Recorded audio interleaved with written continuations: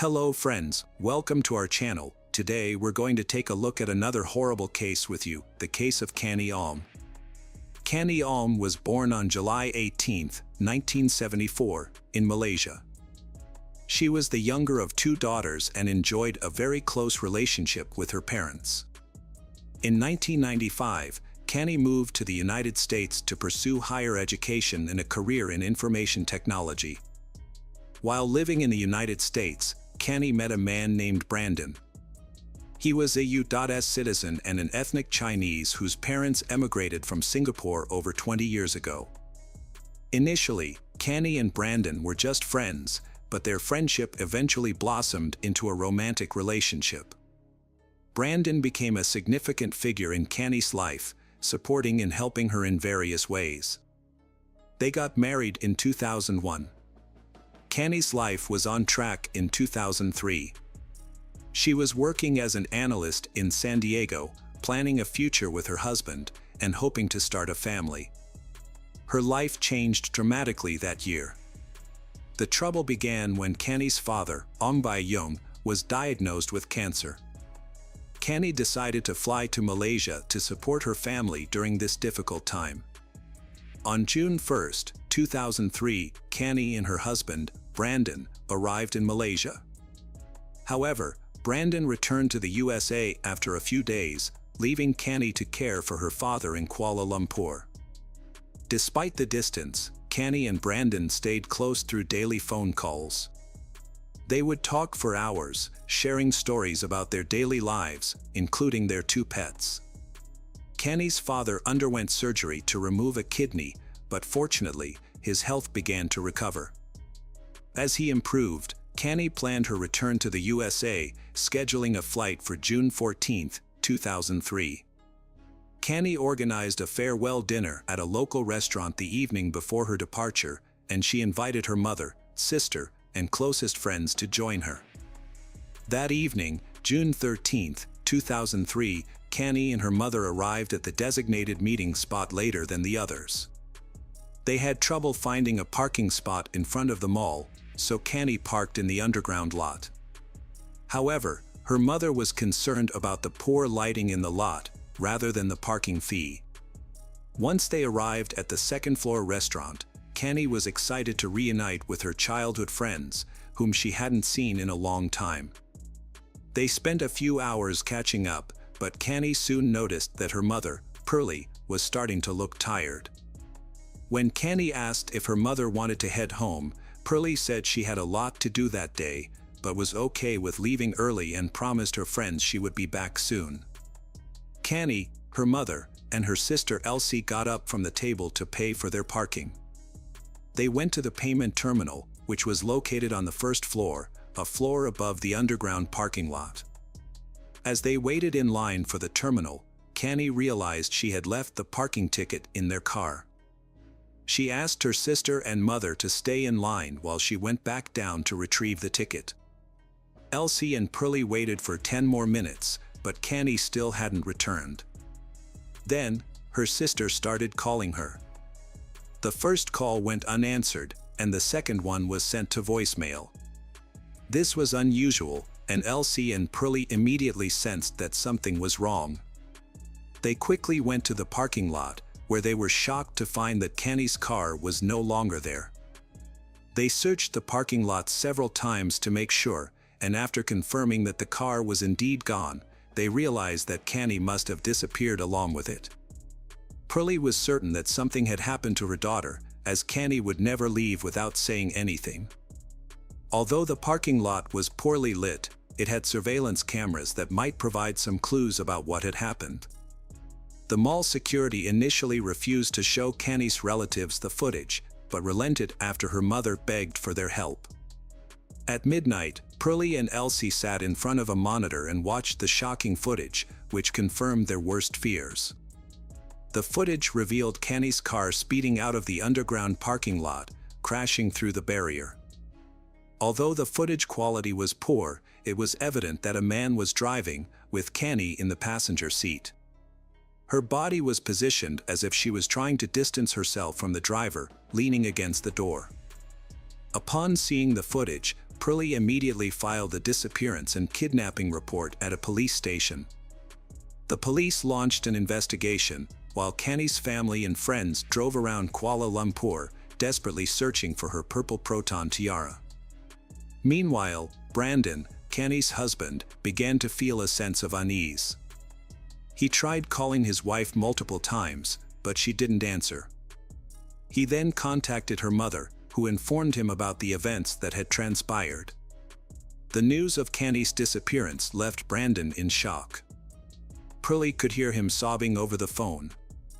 As dawn broke, Canny's friends and family reluctantly returned home, their search efforts having yielded no results.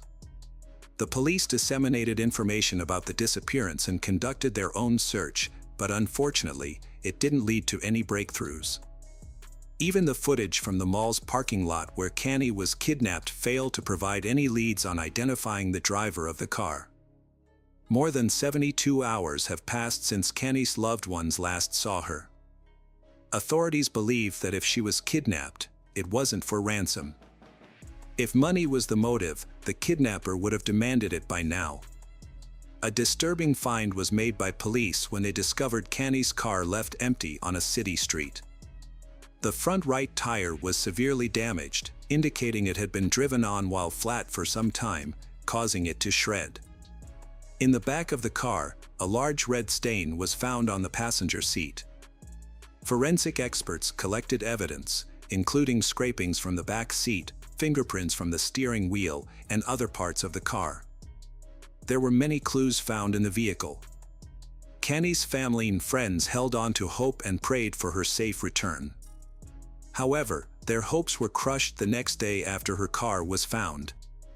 On June 17th, a road worker detected a strong, foul smell coming from a manhole near the highway. Upon lifting the lid, he discovered a body that someone had attempted to burn using 2 car tires and sticks. A team of leading forensic experts from the Royal Malaysian Police immediately arrived at the scene. They found 2 car tires filled with concrete, which had been used as stands for road signs, lying on top of the body. It appeared that whoever had hidden the body, trying to make it harder to identify.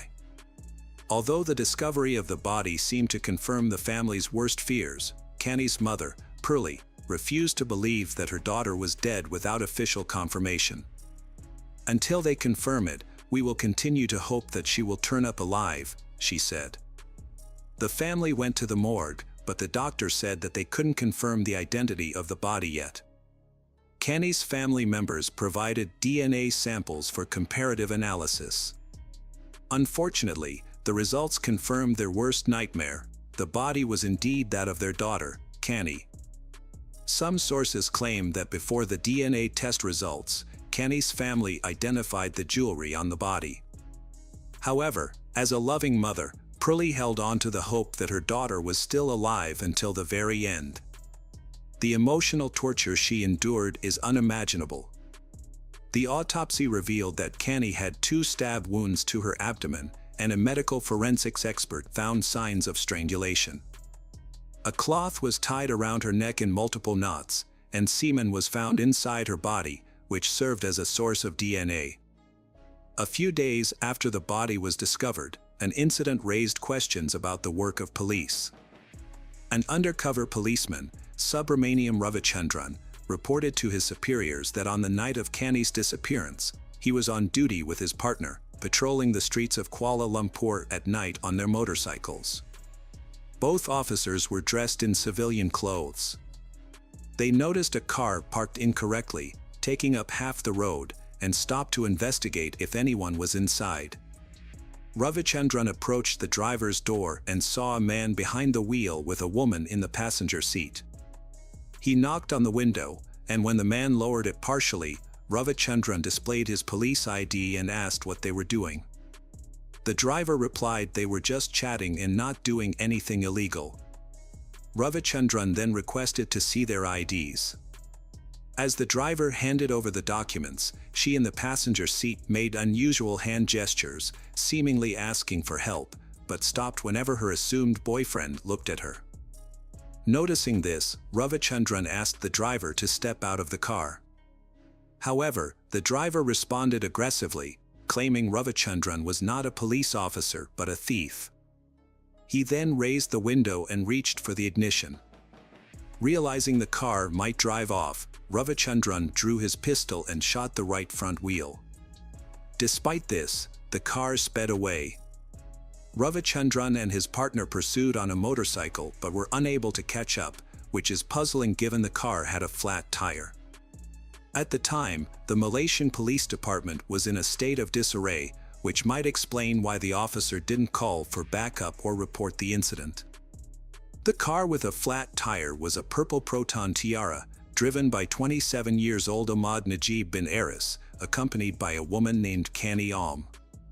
Although the police chase did not result in an immediate arrest, the officers managed to obtain documents from the driver. Tragically, Kani Alm was later found dead. It is possible that if the officer had acted differently during the encounter, the outcome might have been different. Unfortunately, Ravichandran only informed his superiors about the incident after Kani's body was discovered. The only positive outcome of that night was that the police had obtained documents that could help identify the suspect. Besides Kani's family, many Malaysians attended her farewell ceremony. Her death was a devastating loss for her husband, Brandon. Meanwhile, the police launched a search for Ahmad Najib. They discovered that he didn't live at the address listed in his documents, but his name was genuine, providing multiple leads to track him down. The police searched for Ahmad Najib's name in the Registry of Documented Marriages and the National Agency of Social Support. They found a match, revealing that Ahmad Najib bin Aris was born and raised in Muar, Malaysia. He was the second of 4 siblings and had dropped out of school to work and support his family. In 1998, he moved from Muar to Kuala Lumpur, where he got married and had 2 children. Since 2000, he had worked as a cabin cleaner for Malaysia Airlines. Knowing the name of Ahmad Najib's wife and her workplace, the police began surveillance. She worked at a metropolitan bank, and after her shift ended, undercover police officers followed her to determine her home address. Now that they knew where Ahmad Najib lived, the police had to ensure he was inside the house without alerting him. For 3 days, they monitored the house, but Ahmad Najib didn't appear. At one point, investigators doubted whether Ahmad Najib still lived with his family, but this was a hasty conclusion. On the 4th day of surveillance, at around 4 a.m., a cab pulled up to the house, and Ahmad Najib stepped out. Within a minute, he was handcuffed and taken to the police station for questioning. News of the arrest and the suspect's identity quickly reached the press. Many people who knew Ahmad Najib were shocked to learn that he was suspected of kidnapping and killing Kani Alm. Those who knew him described Ahmad Najib as a devoted husband, a caring father of 2, and an overall good person. However, investigators soon discovered that he may have been hiding a darker side. During the initial interrogation, Ahmad Najib remained calm and requested to speak only with the head of the Criminal Investigation Division. It wasn't until he was presented with evidence linking him to Kani Alm that Ahmad Najib began to deny any wrongdoing. His confidence seemed to wane as the evidence mounted. Investigators showed him 2 IDs that he had given to an officer on the night of Kani Alm's kidnapping. They also revealed that they had found bloodstains on his jacket and jeans, which DNA analysis would likely confirm to be Kani Alm's blood.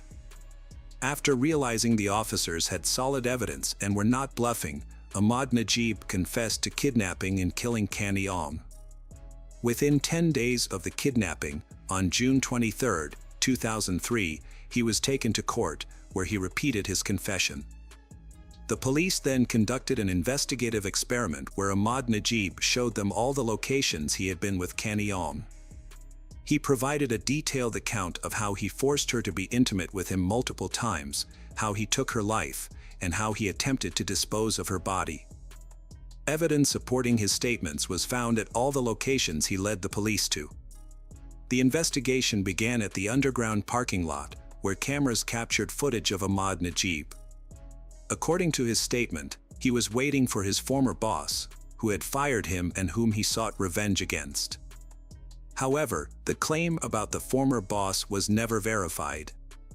Hiding in the darkness, he observed Canny Ong searching for something in her car and seized the opportunity to take advantage of the situation. He forcefully pushed her into the car, issuing threats that if she attempted to escape or seek help, she would face dire consequences.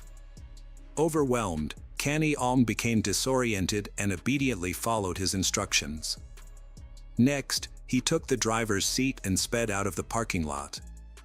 After crashing through a barrier, he stopped in an industrial area, where he began to harass Canny Ong. Just as this was happening, a plainclothes police officer approached the car.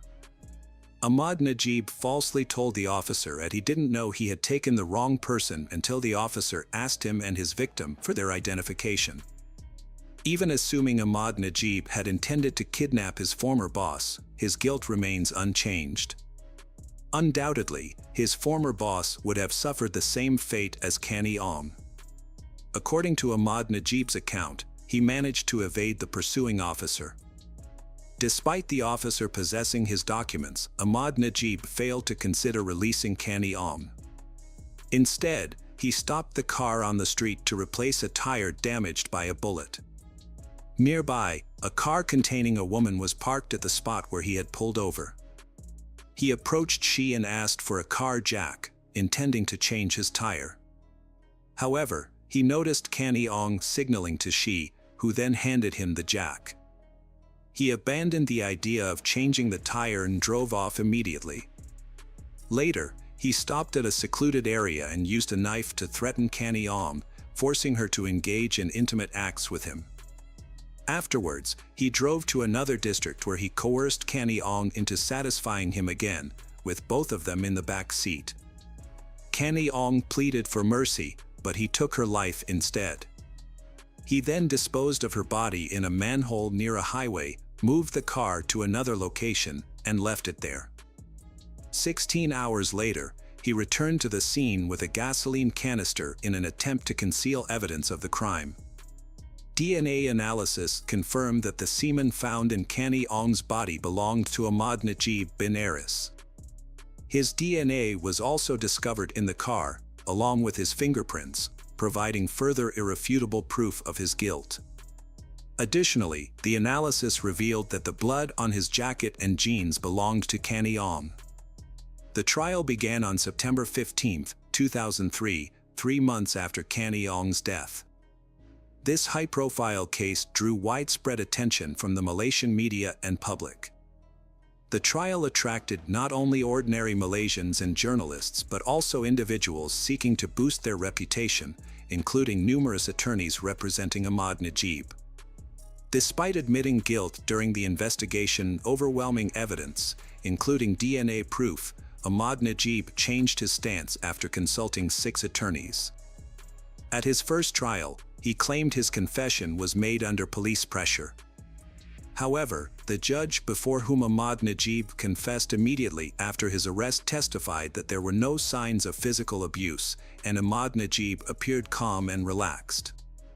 The attorneys then shifted their strategy, arguing that Canny Ong was in the car with Ahmad Najib voluntarily. They suggested that Canny Ong, a black belt in Taekwondo, should have attempted to escape if she were being held against her will. However, this attempt to blame Canny Ong was rejected, as people respond differently to critical situations. However, another claim surfaced, stating that Canny Ong had consensual intimacy with Ahmad Najib and that Canny Ong's death was caused by strangulation used to heighten the experience. Forensic experts disagreed with and rejected this account of what happened. The cloth around Canny's neck was tied in multiple knots, suggesting that Canny Ong had no intention of loosening it. Indeed, the cloth was so tight that the skin beneath was the only area on the body not affected by the fire. Furthermore, the cloth was a type used for cleaning plane windows, and given the defendant's job as a cabin cleaner, this linked him more closely to the crime. Additionally, the lawyers struggled to explain the stab wounds on Canny's body. At this point, Ahmad Najib's attorneys advised him to remain silent and not testify. Many questioned why Cani didn't escape the car when she had at least 2 chances to do so. On February 23, 2005, Ahmad Najib bin Aris was convicted of all charges connected to the crime committed against Cani Alm. The evidence pointed to him as the sole perpetrator. Ahmad Najib received the maximum sentence under Malaysian law, 20 years imprisonment and 10 strokes of the cane for violating Cani Alm's sexual integrity, plus the death penalty for causing her death. In Malaysia, the death penalty is carried out by hanging, a method that differs significantly from the lethal injection used in some other countries, such as the USA. Ahmad Najib's lawyers attempted to appeal the sentence twice but were unsuccessful both times. In 2010, Ahmad Najib petitioned the head of state to commute his death sentence to life imprisonment, maintaining his innocence. However, his plea for clemency was rejected. More than 13 years after Cani Alm's death, on September 23, 2016, Ahmad Najib's sentence was carried out. He was 40 years old at the time of his execution. Welcome back, detectives. Let's dive into another horrible case, the case of Rowan Ford. Rowan Ford was born on April 11, 1998, in San Diego, California. Her parents divorced when she was young, and her mother, Colleen, moved with her to a small town called Stella in Missouri. Later, her mom met a man named David, and they got married. Colleen had several children from a previous marriage, and soon after their wedding, she and David had a daughter together. Altogether, Rowan had 2 sisters and 2 brothers, and they shared a very close bond. She spent a lot of time outdoors, riding her bike around town, enjoying swimming, and indulging in her passion for drawing.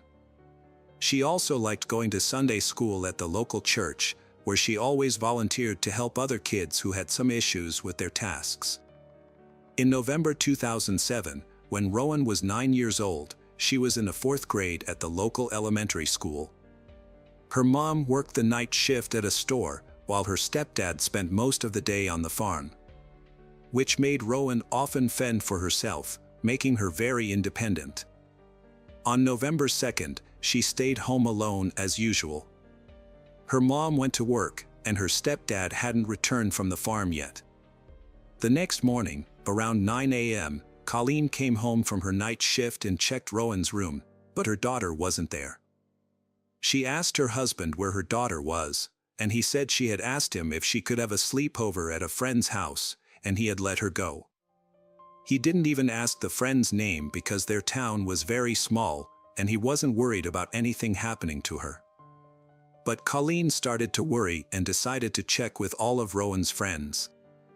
Since there were only a few streets in their town, it didn't take long, but none of them had seen her, and she hadn't stayed over at any of their houses, which made her mother even more concerned. Colleen searched the whole town but couldn't find her daughter. She went back home and told her husband that Rowan was nowhere to be found. She asked him to call the police and report her missing, but he reassured her that everything was fine and that she would come home soon. After waiting for several more hours with no sign of Rowan, Colleen took matters into her own hands and dialed 911 herself. The local sheriff immediately organized a search operation. He went to their house to speak with David, and as he was the last person to see Rowan before she disappeared, David said that on that evening, while he was working on the farm with his colleague Christopher, their mutual friend Nathan came by. They all decided to go to David's place to have some drinks and play pool. They stopped by the store, bought some alcohol, and went to David's house, where they spent several hours. Later in the night, Christopher asked Nathan to drive him home to the neighboring town, where his trailer was. They persuaded David to join them to continue the fun. Before leaving the house, he checked on Rowan in her room, seeing that she was asleep. David left with his friends, and they stopped by the store again to grab more alcohol and headed to Christopher's trailer, where they continued drinking for about an hour. After that, David decided to head home and asked Nathan to give him a ride. Nathan agreed but chose to take back roads instead of the main highway. By that time Nathan was quite drunk and didn't want to risk encountering the police. Nathan dropped David off and drove home. David went straight to bed. Soon after, he was awakened by Rowan, who asked if she could sleep over at a friend's house. Without much thought, he agreed and fell back asleep. Police approached this story with some skepticism. What puzzled them most was the fact that a 9-year-old girl decided to go to her friend's house in the middle of the night, and her stepfather let her go without even asking which friend she was talking about. The sheriff considered that David might be hiding something or directly involved in Rowan's disappearance, but he had no evidence to support this theory. Police searched the town and its surroundings until late at night. Local residents immediately joined the search, as they all knew Rowan's family and wanted to help. The population of Stella was only about 150 people, so news of her disappearance spread throughout the county. People were used to being able to let their children play outside without a worry, as nothing ever happened in such a quiet place. But now that Rowan vanished without a trace, and the police were unable to find her for a whole day, the residents of Stella were in a state of panic. The search for Rowan yielded no results on the first day. However, the investigation progressed on November 4th when the police spoke with Christopher in a neighboring town. He corroborated David's account, but revealed that David had not contacted him to inform him of Rowan's disappearance. Christopher stated he had not spoken with Rowan or her friends since that evening. Despite an expanded search with more volunteers, the police failed to find Rowan or any clues about her disappearance. The following day, the FBI joined the investigation while the local police continued searching the town and surrounding areas. As a result of growing skepticism towards David's account, detectives started focusing on a potential abduction. They spoke with all of Rowan's friends and verified that none of them had seen her on the night she went missing. As investigators questioned David, his account raised even more suspicions.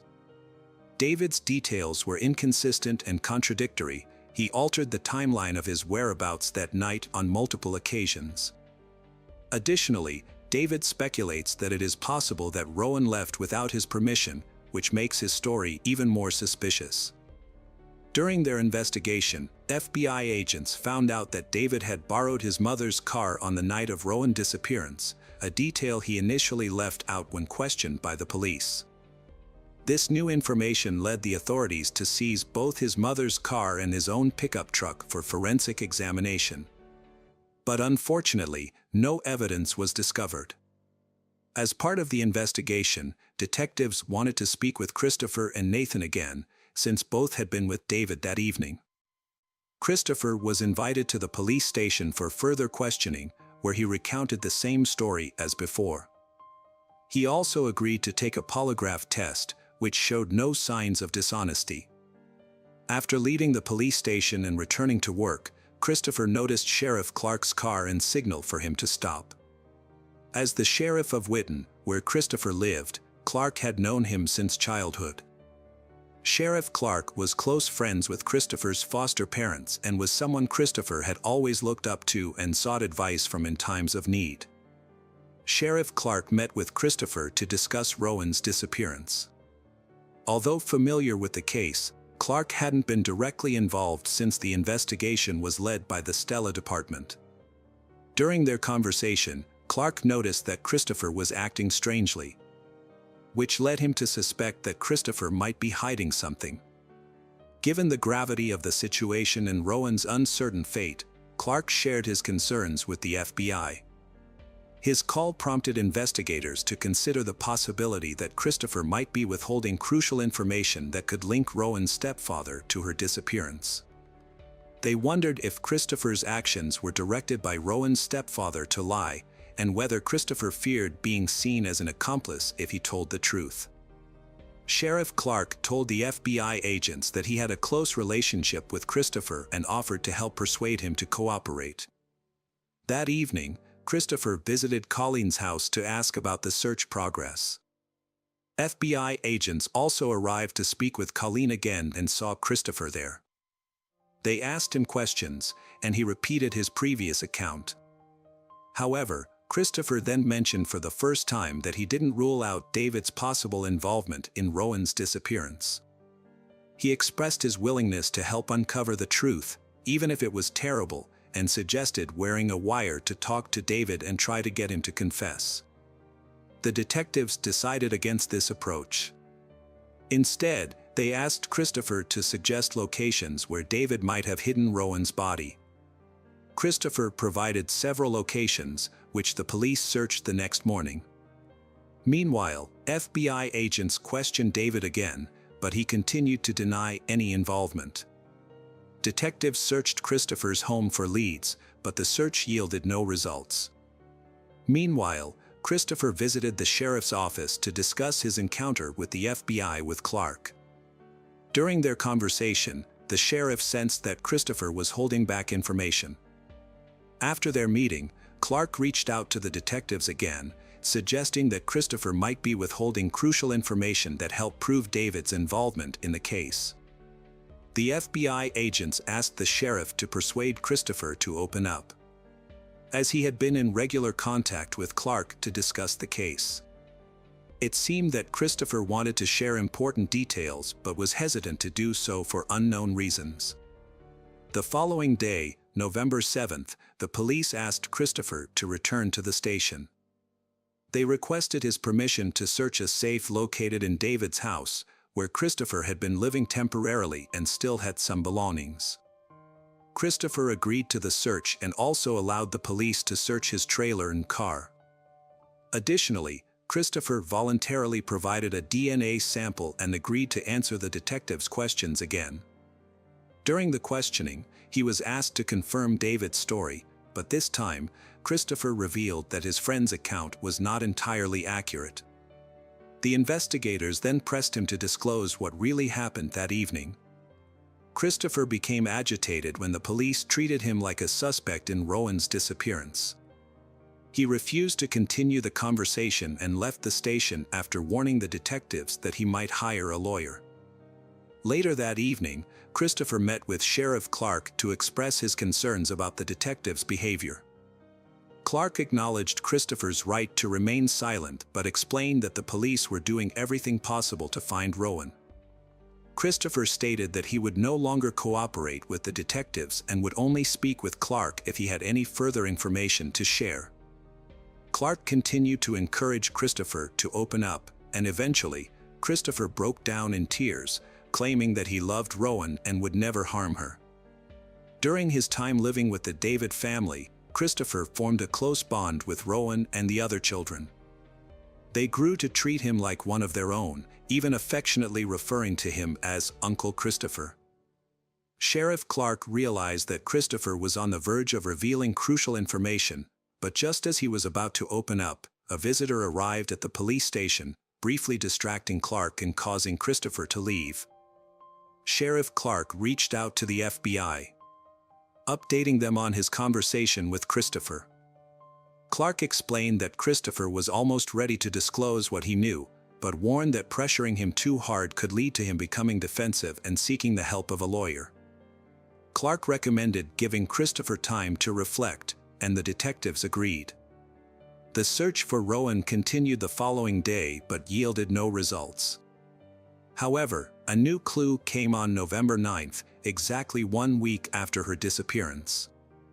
Search teams converged on a remote area near the town of Powell, about 10 miles from Stella, and made a significant discovery in the fields and woods, a large pit in the ground. When authorities searched the area, they found Rowan's body hidden under leaves and debris. She was not wearing any clothing from the waist down except for a pair of stockings. A medical examination revealed signs of strangulation and evidence of a sexual assault. After the discovery, FBI agents reached out to Sheriff Clark, asking him to speak with Christopher again, hoping Christopher would now be more forthcoming. Sheriff Clark learned that earlier that morning, Christopher had visited the station, looking for him, and told other officers that he needed to speak with Clark urgently. Sheriff Clark then began searching for Christopher, checking all his usual locations, but he was nowhere to be found. This continued until Christopher contacted Sheriff Clark himself, sounding distressed and asking if he was being followed. Christopher explained that after hearing about Rowan's body, he had driven around town to clear his head and noticed a gray car following him. Sheriff Clark assures Christopher that he knows nothing about the surveillance and suggests they meet in person. When they met, Christopher appeared nervous and expressed concerns for his safety. He feared that with Rowan's body found, he might be accused of murder and that someone might seek revenge against him. Clark took Christopher to the police station, and he said that now when the case had been classified as a homicide, it was time for Christopher to reveal everything he knew. However, when Clark asked Christopher to share what David had done to Rowan, Christopher became emotional and hesitant to talk at the station. He explained that there were too many people around and suggested they move to a quieter location. Clark agreed, and they drove to a small bridge a few miles outside of town. Once they arrived, Christopher asked Clark to handcuff him. Clark was surprised but tried to reassure Christopher that it wasn't necessary. Christopher insists that what he is about to say will change everything and that Clark will then have to arrest him. Christopher then began recounting the events of that night. He told Clark that he, Nathan, and David had gone to his trailer to continue drinking. Later, his friends decided it was time to head home. Nathan gave David a ride, and they chose to take back roads to avoid the police. Christopher had shocked Clark that he had intended to sexually assault Rowan. To carry out his plan, Christopher took advantage of the time when his friends were busy taking a detour through the field. He drove straight to David's house via the main highway. Under the cover of darkness, he slipped into Rowan's room, picked her up, and quietly transported her to his vehicle, carefully avoiding detection as she slept. When they reached his trailer, he sexually assaulted Rowan. This was interrupted when Rowan regained consciousness and tried her best to free herself, but to no avail. During the crime, Christopher took precautions to avoid recognition, deliberately choosing to keep the lights off and maintain his silence. He originally planned to return Rowan to her home under the guise of innocence, but under the illumination of a bright moon, Rowan finally laid eyes on Christopher as he transported her from the trailer. He grabbed a rope, resorted to force to resolve his predicament, and took Rowan's life with his bare hands. He frantically thought of ways to cover up his crime. He got in his car and began driving around the county, pondering methods of disposing of the body. He then remembered a large pit near a neighboring town and headed in that direction. When he arrived, he dumped Rowan's body in the hole and attempted to cover it with tree branches. Returning to the trailer, Christopher discovered traces of Rowan's blood on his clothes and mattress. He also realized he needed to dispose of her pants, underwear, and the rope used to kill her. He gathered these items and placed them in a large barrel, intending to burn them. However, he quickly reconsidered, realizing that a large fire would likely attract unwanted attention. Instead, Christopher dragged the barrel into a shed, closed the door, and started the fire inside. This revelation shocked Clark, who had previously suspected David of committing the crime and believed Christopher was withholding information. It was difficult for Clark to accept that a man he had known for nearly 20 years, a man with 3 young children of his own, was capable of such brutality. Although Christopher appears to be a good-natured man, his true nature is much more worrying. After finishing his story, Christopher willingly went to the police station with Clark. Once there, Christopher repeated his confession to the FBI agents and was subsequently arrested for murder. He also gave the authorities permission to search his trailer and car. As he concluded his confession, Christopher expressed regret over his actions and stated that he had cried uncontrollably the following day. The detectives then informed David about Christopher's confession. Given David's suspicious behavior and inconsistent statements, they suspected he might be covering for his friend. However, during interrogation, David revealed a shocking new testimony. David claimed that when he found Rowan missing from her room, he suspected Christopher might have taken her. He took his mother's car and drove to Christopher's trailer. He found Rowan lying on the bed. Christopher leaned towards her. Instead of rescuing Rowan, David joined in and also sexually assaulted her. He then helped Christopher kill her and dispose of her body. David reported that during that traumatic incident, his brain went into shock, and he had no memory of the night for several days. The detectives, surprised by this new information, re-questioned Christopher to verify David's claim. However, Christopher maintained that David was not involved and that incident unfolded as he had initially described. The inconsistencies puzzled the detectives, but Christopher's account still matched incident that had occurred. Medical examination revealed that the victim was strangled with a thin rope, a detail that only the killer would be aware of. A search of the trailer led to the discovery of a barrel containing ashes, and hair similar to Rowan's was found in Christopher's car. Although investigators were still uncertain about the truthfulness of each man's account, both David and Christopher made incriminating statements. As a result, David was also arrested, and the case was sent to court for further proceedings.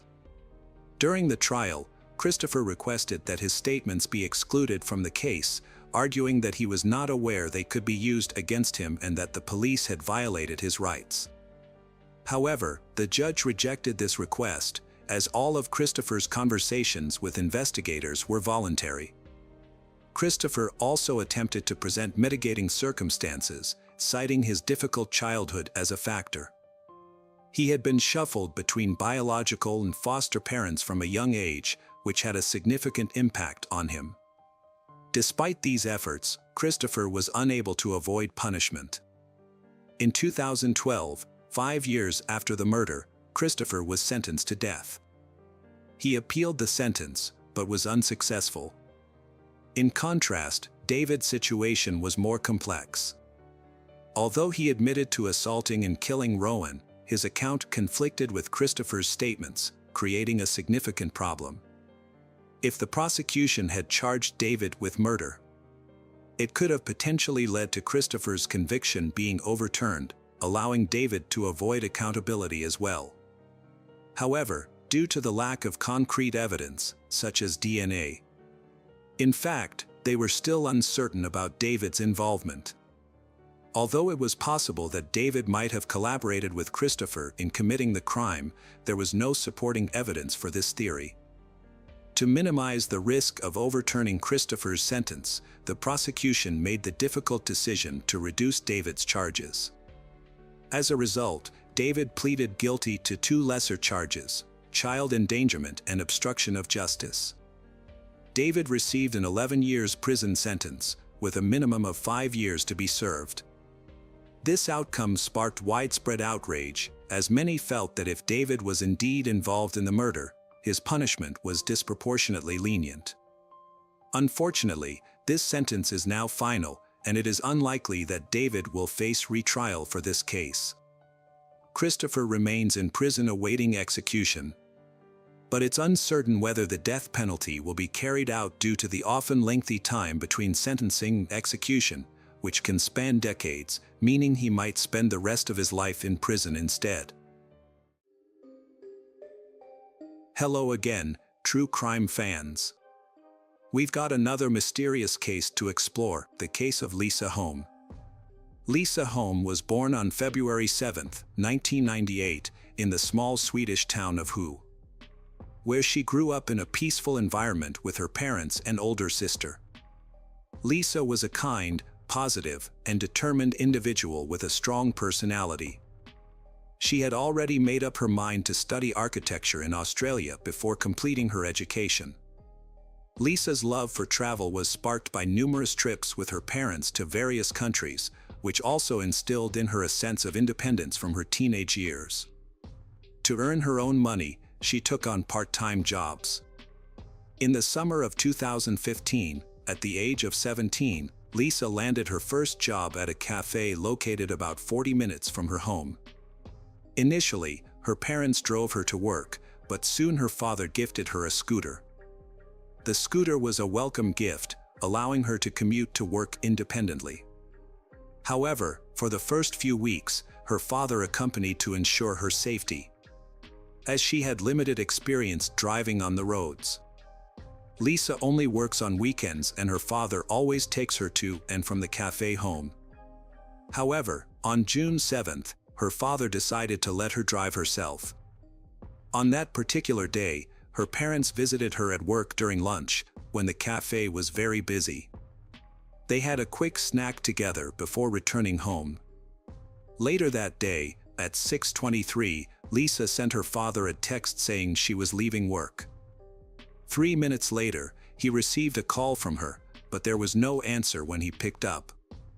He heard a soft voice over the phone, and the sound of a car door closing, leading him to believe that Lisa had accidentally dialed his number while talking to a coworker.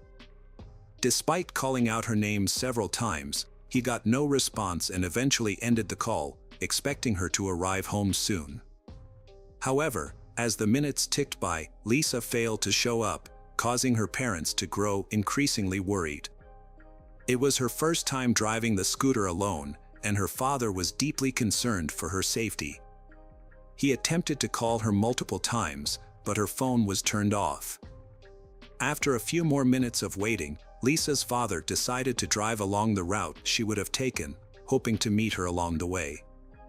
He drove slowly, scanning the road for any sign of her, fearing she might have been in an accident.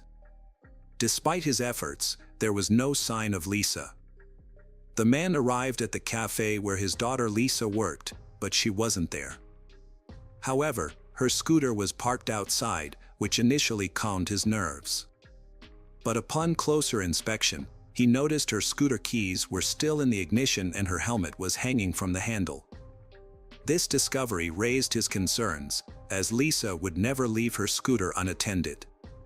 Around the same time, Lisa's mother contacted the cafe owner, hoping to get some information about her daughter's whereabouts. The cafe owner claimed to be unaware of Lisa's location and explained that she had spoken to her employees earlier, who said they were closing the cafe. The cafe owner then drove to the cafe and met up with Lisa's father. Together, they began searching the cafe and its surroundings. The cafe owner also enlisted the help of 4 friends who lived nearby. As the search continued, Lisa's mother and older sister checked the bus schedule, thinking it was possible that Lisa might have taken the bus instead of her scooter. They drove to the bus stop in their town, but unfortunately, Lisa was not on the bus. Despite their efforts, Lisa's family was still unable to find her, and their concerns continued to grow. Lisa's relatives quickly contacted the police after realizing she was missing. It was nearly 1 p.m. Police quickly conducted an extensive search.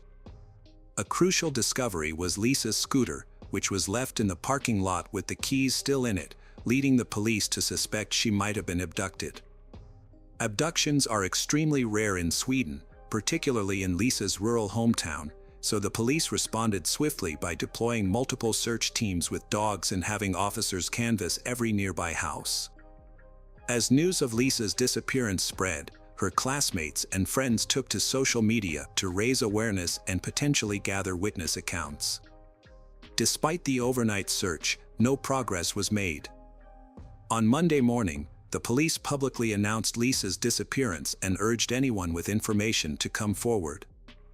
Around the same time, a man working at a barn across from the cafe found a motorcycle glove on the floor and reported it to the police.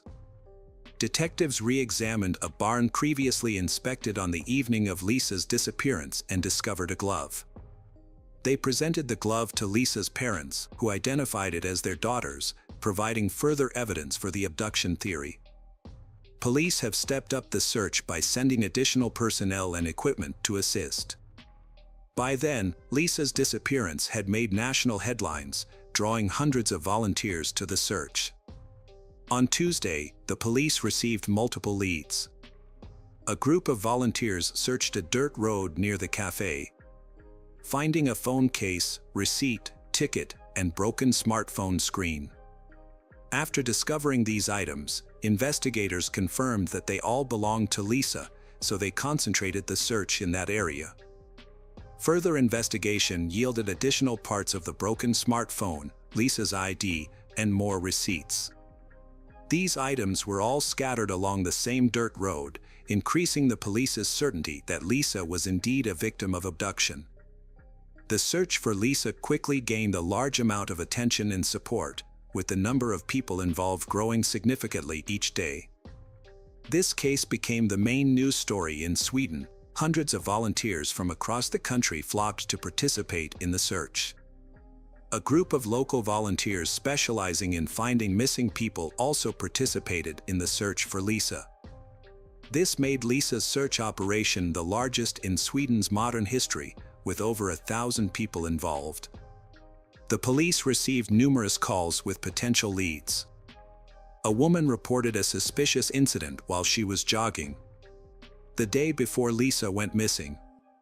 A man standing next to his car stopped her on the road and asked for directions to an unfamiliar city in English. When she tried to help him using Google Maps, the man asked her to get into his car to show the route on his navigator. The woman found this request suspicious and refused, continuing her jog instead. The woman shared a crucial detail with the police. She believed she had seen the man before, among the workers repairing a barn across the road from the cafe where Lisa was last seen. On the day Lisa went missing, her co-workers noticed something unusual. A witness saw two men standing across the road from the cafe, stared at the shop.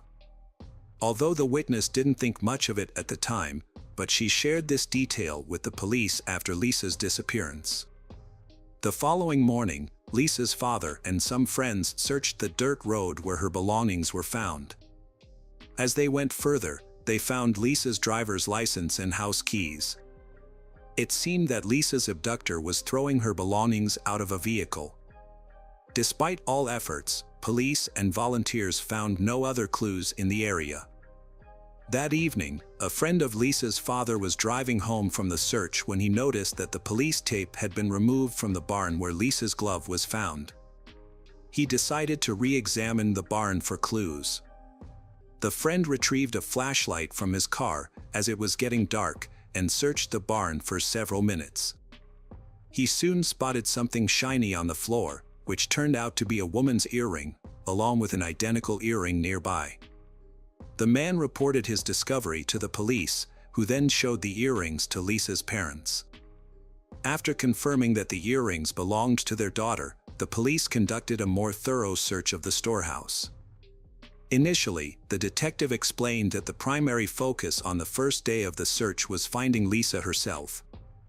As a result, the barn was not thoroughly inspected, and small items like earrings may have been overlooked. This time, however, numerous forensic experts and search dogs were brought in to aid in the investigation.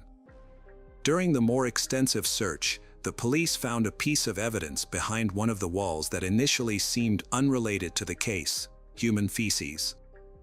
Forensic experts, however, proposed an intriguing theory.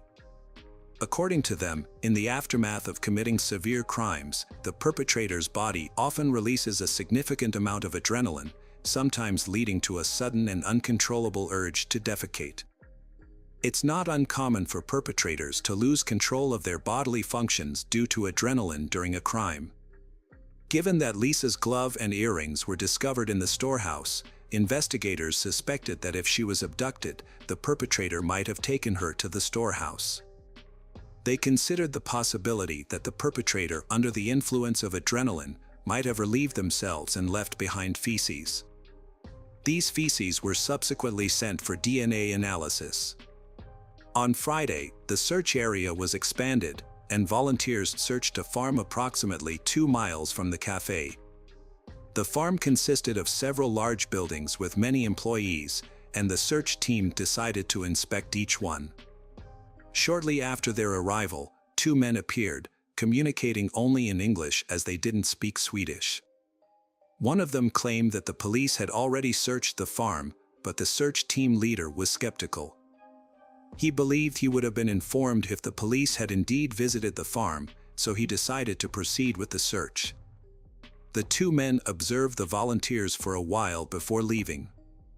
About an hour later, the search team discovered a pile of branches behind the cowshed. Upon closer inspection, they found a motorcycle helmet, jacket, and headphones hidden underneath. The police swiftly arrived at the scene and confirmed that the items found were indeed Lisa's. To gather more evidence, forensic experts were dispatched to the farm for a thorough investigation. Detectives also investigated the story about two suspicious men who attempted to deter volunteers from searching the farm. During their inquiry, the police revisited a report from a woman who encountered an English-speaking man while jogging. The police had a potential suspect in mind. In the early stages of the search, they had visited nearby houses, includes a house where two Lithuanian brothers live with their wives. What caught the police's attention was that these three individuals did not speak Swedish and communicated in English, making them the only people in the area who did not speak the local language. Additionally, the police had other indirect reasons to suspect them. The brothers worked at a barn near the cafe and the farm where Lisa's helmet was found, indicating they were familiar with these locations. Furthermore, the dirt road where Lisa's belongings were discovered led directly to their house. The police decided to question the three individuals since they were the prime suspects. Meanwhile, forensic experts and volunteers arrived at the farm to continue their inspection. Their attention was drawn to an old, neglected trailer surrounded by tall grass, which seemed abandoned for years. However, the flattened grass near the door suggested recent activity. Trapped grass under the door also indicated it had been opened recently. Upon opening the door, the forensic experts were met with a strong smell of decay. Inside, they found a changing room with multiple clothing lockers, all are locked except one. This led them to suspect that Lisa's body might be inside one of the locked lockers. However, they eventually found Lisa's body in an unlocked closet, hidden behind a pile of old clothes and rags. Despite the small space, the perpetrator managed to fit Lisa inside. A rope was around her neck, and her head was covered with a large amount of tape. Her pants were pulled down, and her shirt was pulled up. Medical experts concluded that Lisa's cause of death was strangulation, with no evidence of sexual assault. Her clothing was sent to the lab for further examination. As news of her body's discovery spread rapidly across the country, the case had already been making headlines in Sweden. The brutality of Lisa's murder shocked the entire nation, as such crimes were extremely rare in Sweden. A strange and disturbing discovery was made on YouTube the same day her body was discovered. A video titled 13, featuring a countdown timer, had been posted 13 days before the murder. What makes this video scarier is that it was uploaded to a channel called Lisa Home. News of the video spread quickly through the media, leaving many people stunned by the series of coincidences. Some speculated that the murder had been predicted, but it was later revealed that the channel name and video title had been changed after Lisa's body was discovered, explaining the eerie coincidence. This has raised concerns that this could be a joke or an attempt to create another conspiracy theory.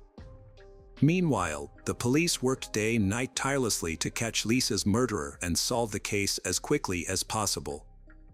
At the time of the discovery, investigators had already questioned two brothers and a woman, all of whom denied any involvement in the murder.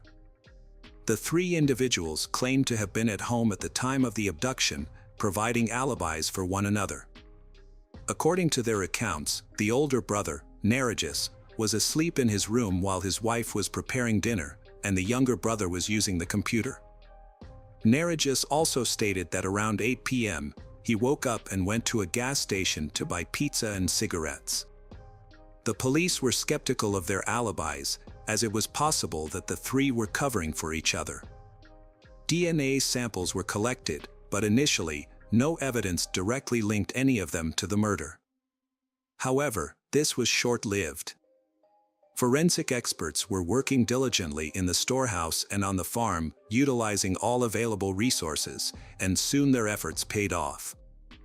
In the storehouse, a small office-like room was discovered with a large window overlooking the cafe. Upon investigation, experts found 15 semen stains on the walls and floor near the window, suggesting someone had been standing there, watching the cafe employees, including Lisa, and engaging in self-gratification. The semen samples were sent to the lab for analysis, and DNA profiles were quickly extracted. All 15 samples matched the DNA of 35-year-old Narigis.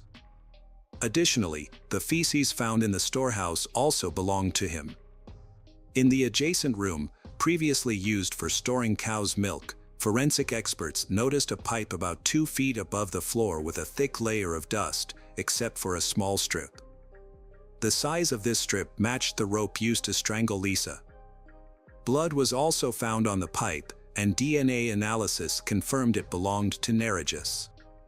On the floor beneath the pipe, a piece of the same rope was discovered. Experts analyzed it and found 2 DNA profiles, Lisa's and Narigis's. This discovery was an important clue for the police.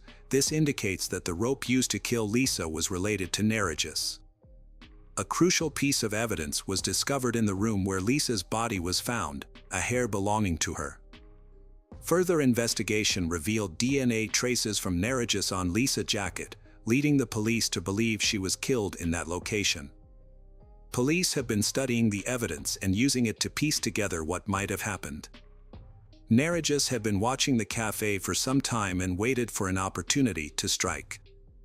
When Lisa was alone in the parking lot, he approached her, possibly asking for directions or using another tactic to gain her trust. He may have then asked her to get into his car to enter the route into the GPS system. Given Lisa's kind nature and willingness to help others, it's likely she agreed to help him. Once she was in the car, Narigis taped her mouth shut and drove her to the storehouse. There, he bound her with a rope. According to medical experts, the killer's adrenaline rush at the scene may have caused him to lose control of his bodily functions, resulting in defecation on the floor. After Lisa's death, the perpetrator placed her body in the car and drove to the farm, discarding her belongings along the way. He then hid her body in the trailer locker, covering it with old clothes. The entire ordeal, from abduction to hiding the body, took the perpetrator less than an hour. Narigis maintains his innocence despite mounting evidence against him. His wife and younger brother were released due to lack of evidence and promptly returned to their home country, Lithuania. The trial preparations were intense, with Narigis claiming his DNA was found at the crime scene because he had worked in the storehouse for a long time. He also provided an alibi, which was corroborated by his wife and brother, although their credibility was questionable. This defense may work in court, but the finding of Narigis' DNA on Lisa's clothing suggests direct contact on the day of the murder. Furthermore, a witness reported seeing Narigis' car near the cafe around the time of Lisa's abduction, contradicting his alibi. The car was seen driving back and forth between the cafe and the farm, while Narigis claimed to have been sleeping at home, according to his brother and wife. Months after Lisa's body was discovered, experts continued to analyze the evidence using advanced equipment. They found Narigis' DNA on nearly all of Lisa's clothing, including her underwear. Given the high-profile nature of the case, investigators sought additional clues to solidify the evidence against Narigis. As part of their investigation, they traveled to Lithuania to re-question Narigis' wife and brother. Narigis' wife maintained her initial alibi, claiming he was at home between 6 o'clock and 8 p.m. However, when detectives spoke with Narigis' younger brother, they finally obtained the information they needed. After being presented with the evidence against Narigis and the details of the crime, the younger brother revealed that Narigis was not at home that evening. According to the younger brother, Narigis returned around 7:30 p.m., covered in dirt, and immediately washed his clothes. when the police began questioning the residents and approached their house. Narigis instructed his brother to tell police he was home at the time of the crime. Narigis later explained that he was afraid of being wrongly accused due to his immigrant status and lack of alibi during the abduction. The younger brother initially believed Narigis innocent, but after learning about the evidence, he realized this wasn't true. A month after murder, a large crowd attended Lisa's funeral, far exceeding the church's capacity of 130 people. To accommodate the mourners, organizers set up benches and large screens outside, allowing everyone to watch the ceremony.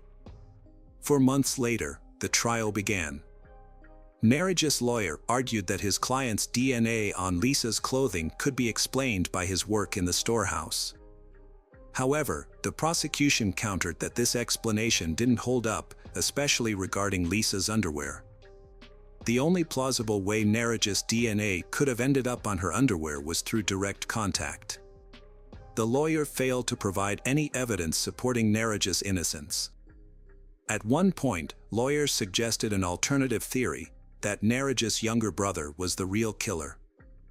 The lawyer failed to address the possibility of DNA manipulation during the trial, which lasted a month and resulted in Narigis being found guilty of murder.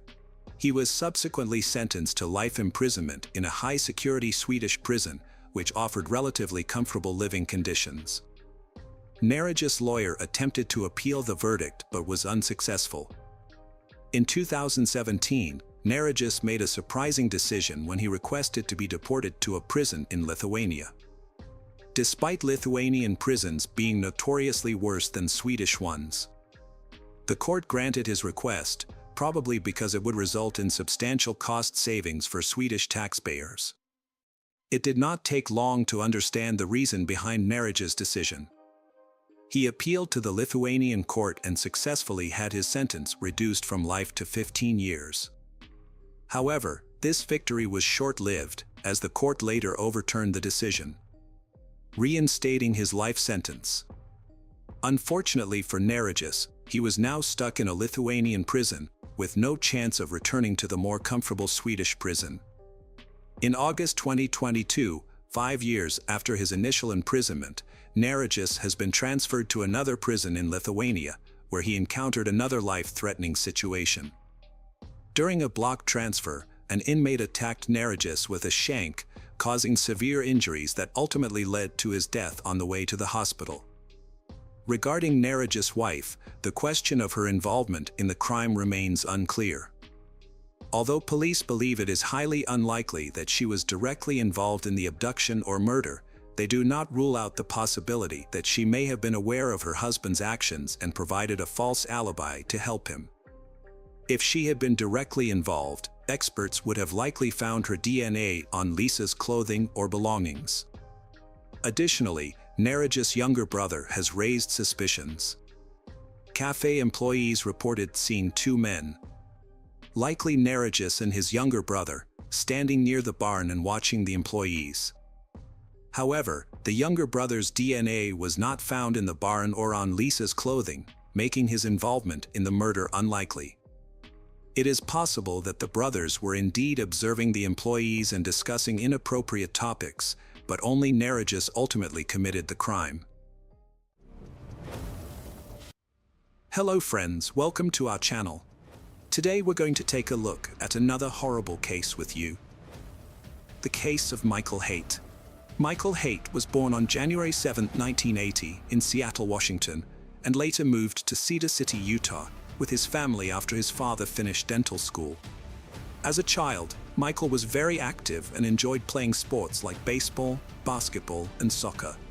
He also excelled in school and achieved the rank of Eagle Scout.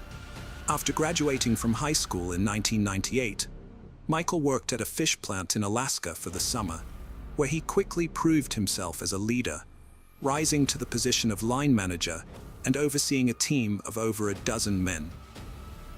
This experience showcased his strong work ethic and dedication. Michael then embarked on a mission trip to South Brazil with the Church of Jesus Christ of Latter-day Saints, which deepened his faith and commitment to his religious community. When he returned to the United States, he pursued a business degree at Southern Utah University, graduating in 2004. During his time at the university, Michael met his future wife, Tasha Earle, and they fell in love. They got married in the St. George Temple on May 10, 2003. Michael appeared to be a devoted husband and father, often spending quality time with his family at sports events, school concerts, and working on projects together in the garage. On January 4, 2023, a shocking discovery was made at the Haight residence in Enoch. 8 bodies were found, leaving investigators and neighbors stunned. The events leading up to this gruesome finding began when Tasha Haight missed an online appointment and her husband Michael failed to show up for work.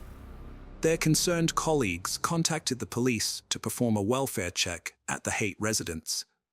When officers arrived, they knocked on the door but received no response. As they surveyed the property, it seemed empty. Considering the Haight's had 5 children, the police reached out to the Iron County School District to check if any of the kids were in school that day. However, it was found that none of the children were present. Before entering the home, the police cleared the premises to ensure it was safe to do so. After a thorough search, authorities confirmed that no one required medical attention and there was no active threat. The Haight's single-story residence with a basement was declared a crime scene, and detectives arrived shortly after.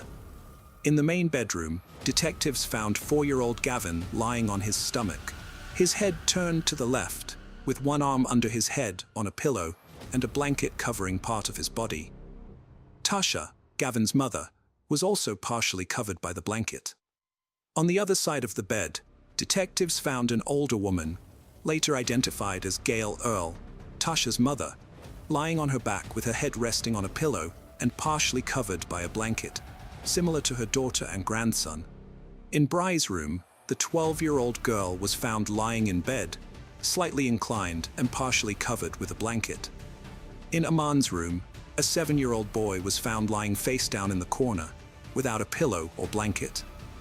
His twin sister Sienna was discovered in her bedroom, lying on her left side in bed, with her head on a pillow and covered with a blanket. The eldest child, 17-year-old Macy, was found in her bed, with her head on a pillow and her body covered with a blanket. In the exercise room of the basement, the detectives found Michael Haight lying on top of a sleeping bag. Sadly, all 8 family members were found dead from gunshot wounds. It quickly became clear to the detectives that Michael Haight was the main suspect, and they believed he had killed his wife, mother-in-law, and 5 children before taking his own life. When detectives started investigating, a neighbor provided vital information that helped them reconstruct the crime's timeline. The neighbor told police she woke up at 3:30 a.m. to use the bathroom, and as she left her room, heard a loud bang that sounded like fireworks. However, realizing it was after the allowed date for fireworks in the neighborhood, she felt annoyed rather than alarmed by the noise. The neighbor reported hearing an initial loud bang, followed by 2 more in quick succession, then a short pause, another bang, and a longer pause before the final bang. Based on this testimony and the condition of the 8 bodies found inside the house, the detective inferred that the loud noises heard around 3:30 a.m. were directly connected to the events that unfolded that night, leading them to believe that Michael Haight committed the brutal killings during this time frame. During the investigation into the Haight family murders, detectives discovered a 2020 report from an unnamed individual who had notified the Utah Division of Child and Family Services about abuse in the Haight household. According to the report, 14-year-old Macy had confided in this individual about her fear of her father, sparking a further investigation. The authorities then interviewed Macy and her parents separately. During Macy's interview, she revealed disturbing information. Her father had choked her on multiple occasions, and she lived in fear of being killed by him. She reported that the violent attacks began in 2017 and recounted an incident where her father grabbed her by the shoulders and pushed her into a wooden piece of furniture. Michael Haight denied hurting his daughter when questioned by detectives, passing off the incidents as misunderstandings and attributing his emotional state to his father's recent death and his brother's divorce. He claimed to have taken out his frustrations on his older daughter. Despite this, Tasha chose not to press charges, and the Utah Department of Children and Family Services, the Enoch Police Department, and the Iron County Prosecutor's Office also declined to pursue the case, as it did not meet the legal requirements for prosecution. A lethality assessment was conducted with Tasha, which indicated that her relationship with Michael was not life-threatening. As a result, victim services were made available to Tasha and her children for several months. Further investigation revealed a different side of Michael, unknown to the community. According to Tasha's friends, they had to speak quietly or turn on the kitchen water when visiting Tasha, as they suspected Michael was monitoring and eavesdropping on their conversations. Tasha's friends would often help her clean the house when they visited, which prevented Michael from finding fault with her. When texting Tasha, her friends noticed that she would respond with brief, positive messages, likely to maintain a positive image in case Michael read them. This suggested that everything was fine in their marriage. The detectives investigating the case discovered that Michael exhibited highly controlling behavior towards Tasha. For instance, he would take away her car keys and phone to restrict her freedom. Another red flag was his overreaction when Tasha bought a $30 rug from Walmart to replace a dirty one, which was a legitimate need. Michael's anger was unwarranted, and he claimed the purchase was excessive. Tasha confided in her friends that her 7-year-old son, Aman, was increasingly imitating Michael's bad behavior. When Tasha gave Aman instructions, he would respond, "That's not my job," which concerned Tasha as it showed his lack of responsibility and disregard for authority. Tasha's friends reported that in 2022, Tasha attempted to prioritize her own well-being by getting her nails done, a rare treat for her given her many responsibilities. However, her husband Michael refused to let her do so, imposing strict limits on her autonomy and freedom. Moreover, Michael frequently disregarded or ignored Tasha's instructions, and their friend Aman often followed his lead in doing so. Tasha felt more confident in her appearance after indulging herself, and she decided to get her nails done every month. However, Michael was unhappy about this decision and expressed his disapproval, worried about the cost. Tasha explained that it would only cost $25 per month, but Michael was unconvinced, arguing that the money could be better spent on their children.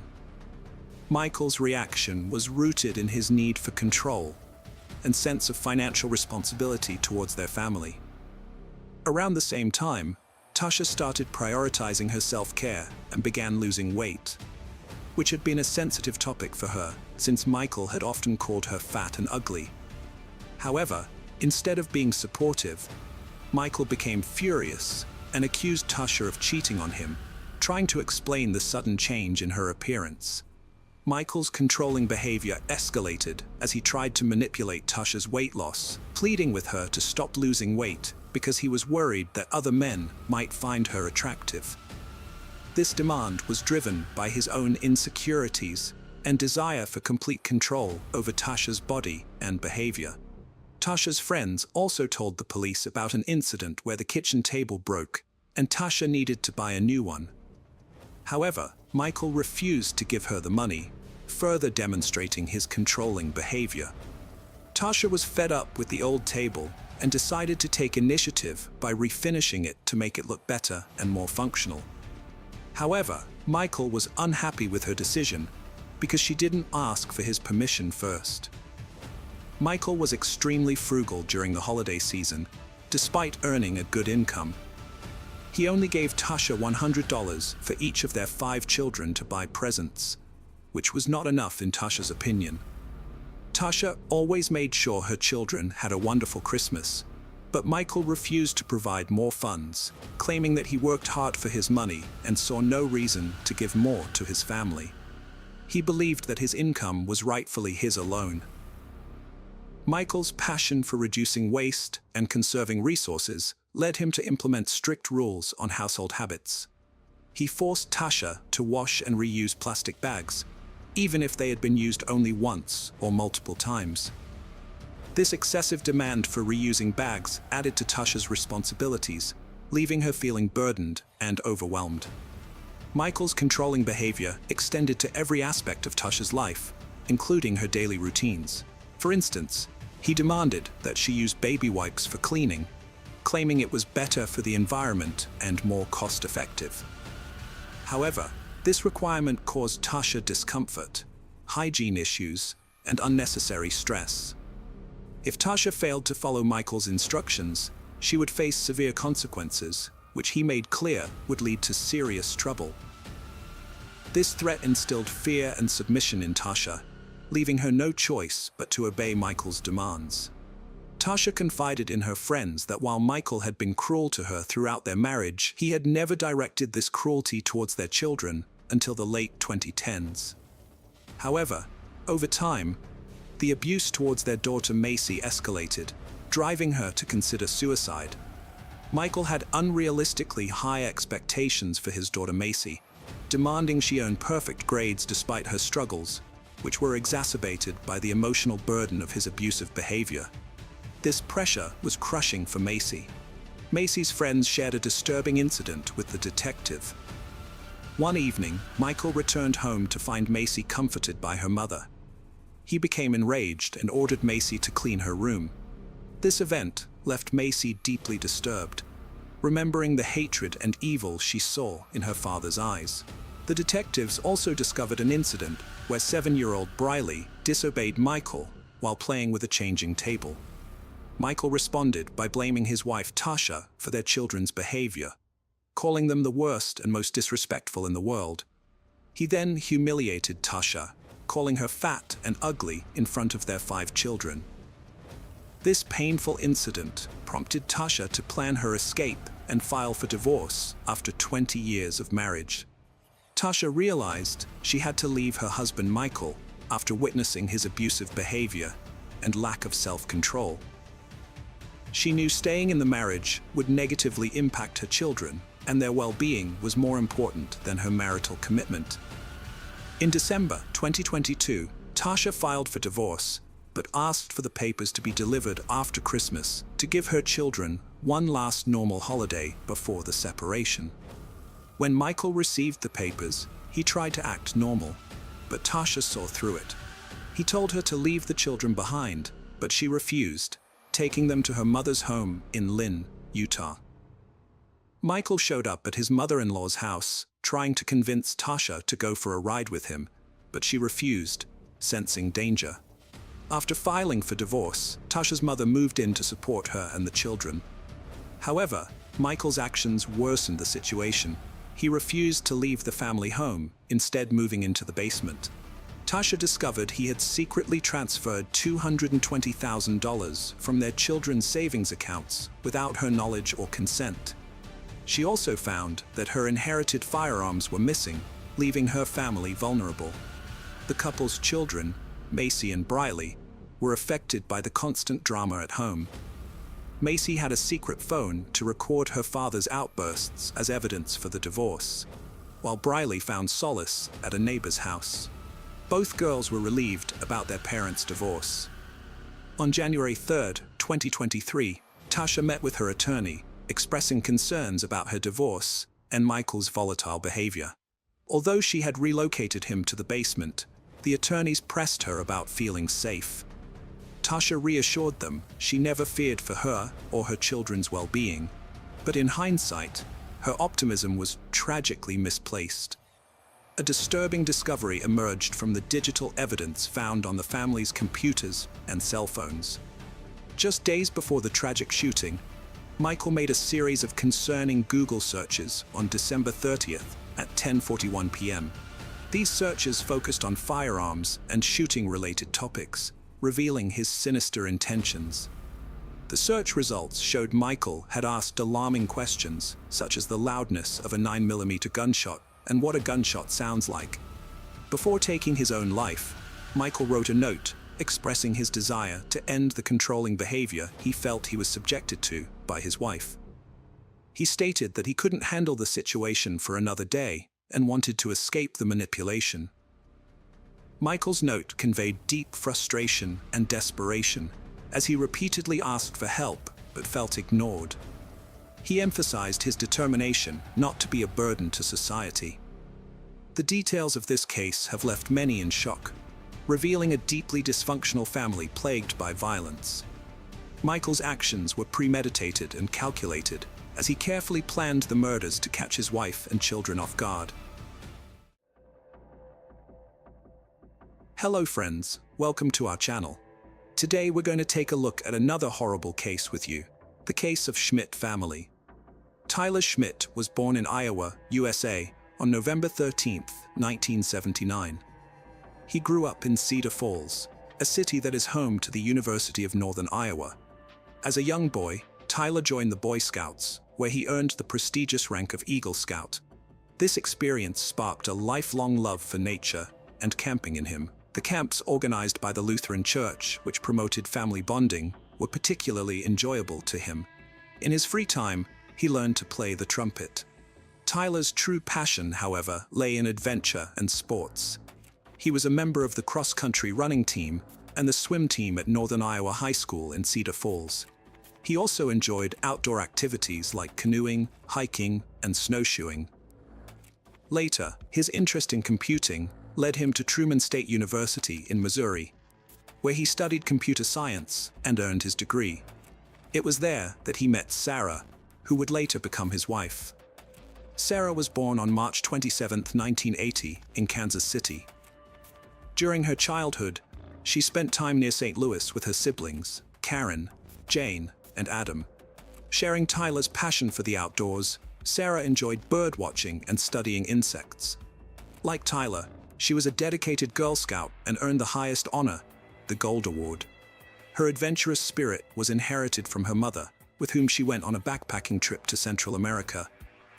It's no wonder that Tyler knew Sarah was his soulmate when he met her as a student. Sarah excelled academically and demonstrated exceptional leadership skills, particularly in student projects focused on enhancing school life. Her positive leadership and inclination earned her the prestigious Truman Scholarship while still at Washington High School in Washington, Missouri. This scholarship led her to Truman State University, where she met Tyler. As they fell deeply in love, she readily accepted his marriage proposal. Both Tyler's and Sarah's families supported their decision to marry, recognizing that they were perfect for each other and destined to build a beautiful family together. On June 22, 2002, guests gathered at St. John Lutheran Church for Tyler and Sarah's wedding. Family members took their seats, while Sarah waited outside with her father. At 22, the couple exchanged vows, promising to stay together until death parted them. They chose Boundary Waters for their 10-day honeymoon, sharing a love for nature. In the initial 10 years of their marriage, Tyler and Sarah prioritized establishing financial security and advancing their professional careers. After completing their undergraduate degrees in Missouri, the couple relocated to Lawrence, where they pursued their master's degrees at the University of Kansas. Sarah eventually worked as a computer science expert, while Tyler held jobs at a supermarket, a delivery company, and UPS. He also had a long-term career at a company specializing in business billing and payments, which lasted for 18 years. During this period, the Schmidts' marriage was filled with exciting experiences beyond their professional commitments. The couple made it a point to spend quality time together, exploring new outdoor destinations and engaging in various activities. They regularly socialized with family and friends, bonding over their shared love of board games.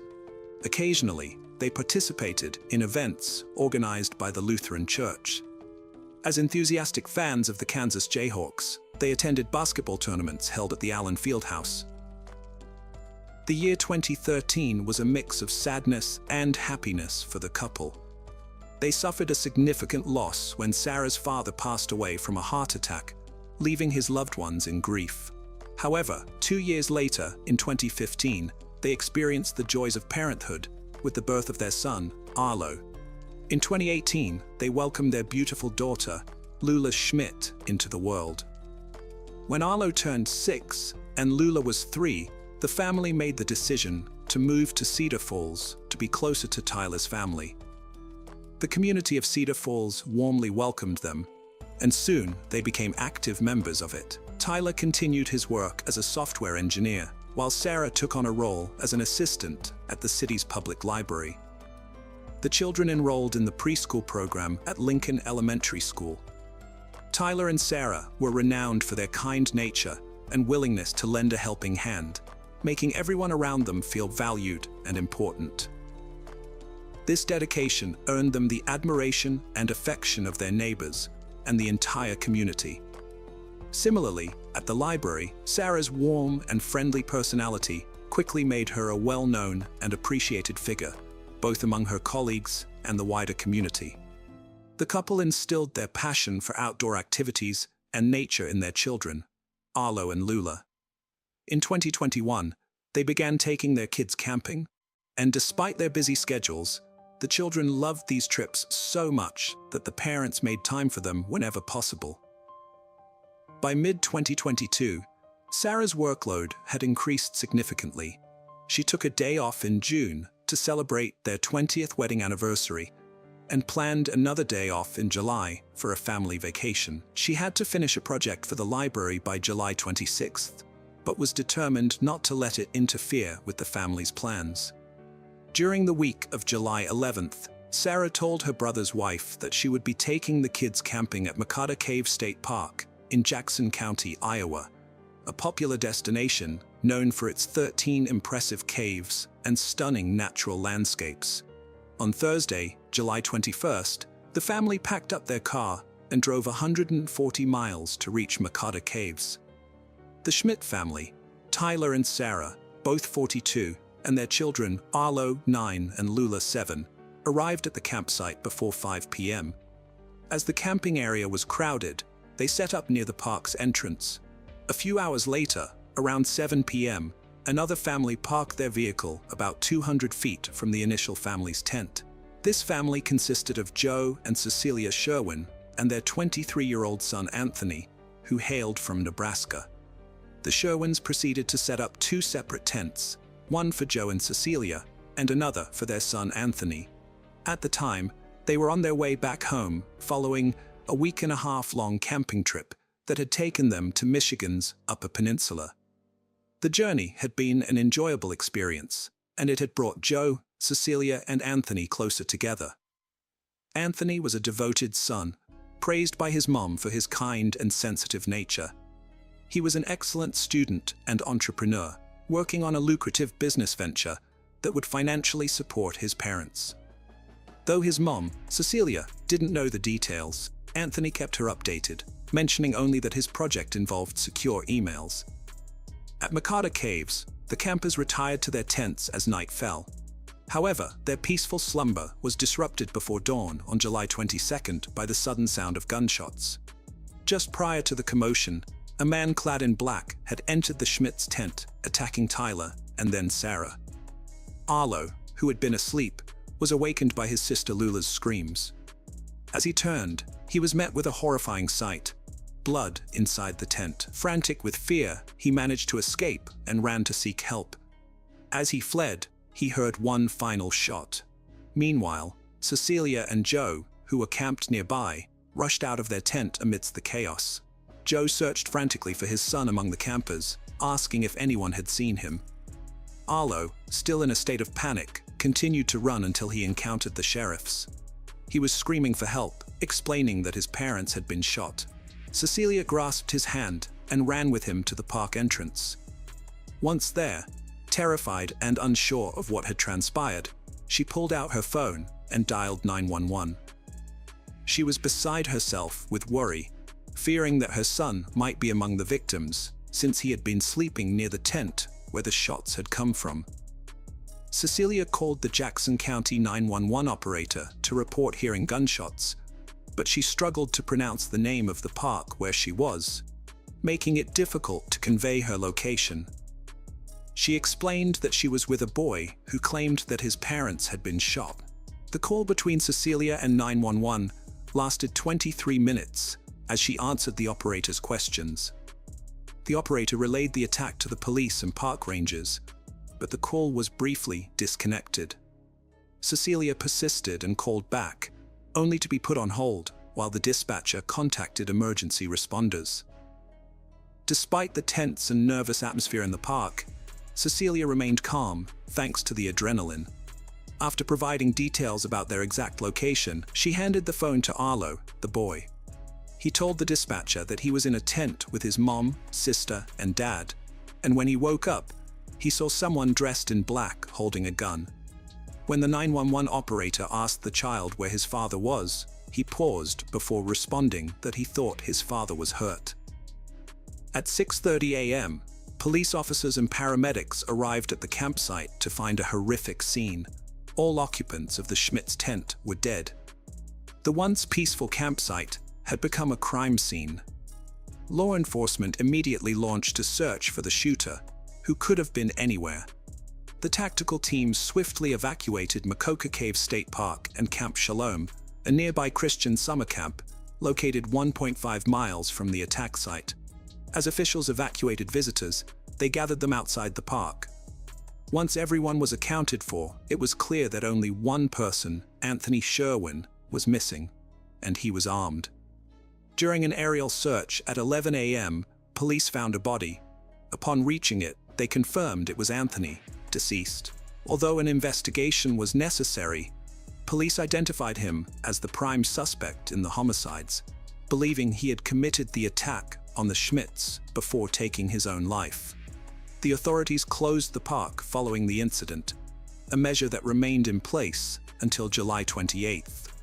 The Iowa Department of Natural Resources offered their condolences, with their spokesperson expressing devastation on behalf of the entire team, stating that the event had shaken Iowa's tradition of enjoying its natural wonders. But the legacy would continue for the millions of families who recreate in Iowa's parks. As a mark of respect for Sarah's co-workers, the local authority closed the library for the rest of the day. The tragedy also drew reactions from other political leaders, including the Iowa governor, who expressed horror at the attack and sorrow for the unimaginable tragedy. A U.S. House representative from Iowa tweeted that it was a senseless and horrific crime. Sarah's family was devastated when they lost her. Her sister was particularly heartbroken, feeling as though her life had been turned upside down. She couldn't accept that Sarah was gone, and that she would no longer be able to pick up the phone and talk to her or watch her niece grow up. Family members came from as far away as North Dakota, Texas, and Michigan to attend the private funeral service, which was held at Greenwood Cemetery on August 2nd. Meanwhile, as the loved ones of the Schmidts coped with their grief and tried to console and care for Arlo, the authorities continued their investigation into the brutal crime.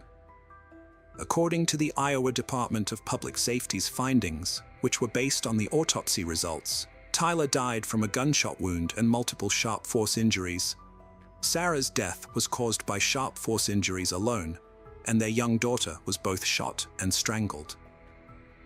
In early August 2022, authorities officially identified Anthony Sherwin as the person responsible for the murder of the Schmidt family. Sherwin, 23, had no prior criminal record and acted alone before taking his own life, according to the police. The investigation failed to uncover any motive behind the attack. The assistant director of the Division of Criminal Investigation clarified that there was no established connection between Anthony and the Schmidt family prior to the incident, despite them being neighboring campers. The Nebraska Police Department assisted in the investigation by searching the Sherwin family apartment, but found no suicide note or any indication that could explain why Anthony targeted the Schmidt family and himself. His Facebook page yielded no clues, as it was completely blank. Regarding the weapon used in the attack, the assistant director of the Iowa Division of Criminal Investigation reported that a single hand-assembled firearm was recovered near Anthony's body. This type of weapon, commonly known as a ghost gun, is built by individuals using online purchased parts without restrictions, as they lack serial numbers, making them difficult to regulate and trace. Anthony's parents confirmed that their son had built his own weapon using online instructions. However, they clarified that he did this as a challenge, not because he wanted to own a gun.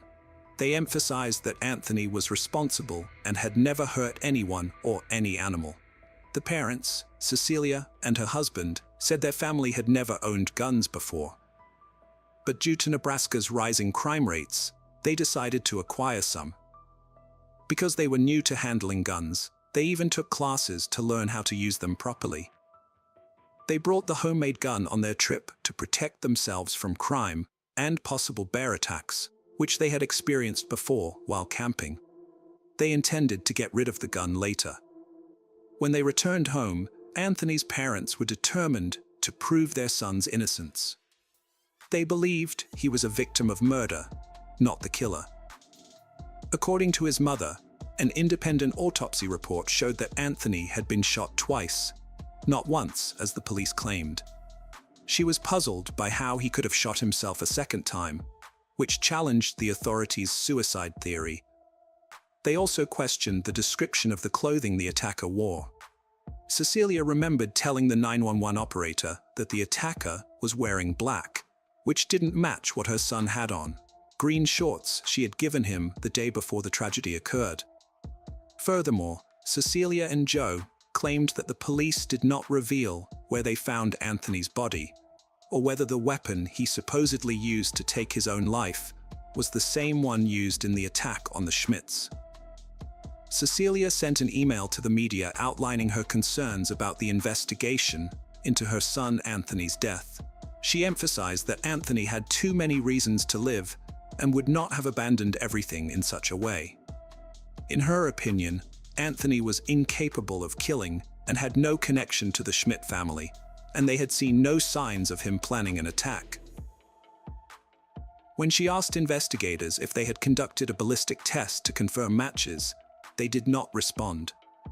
Similarly, when Anthony's parents requested the final investigation report to commission an independent review, they received no response.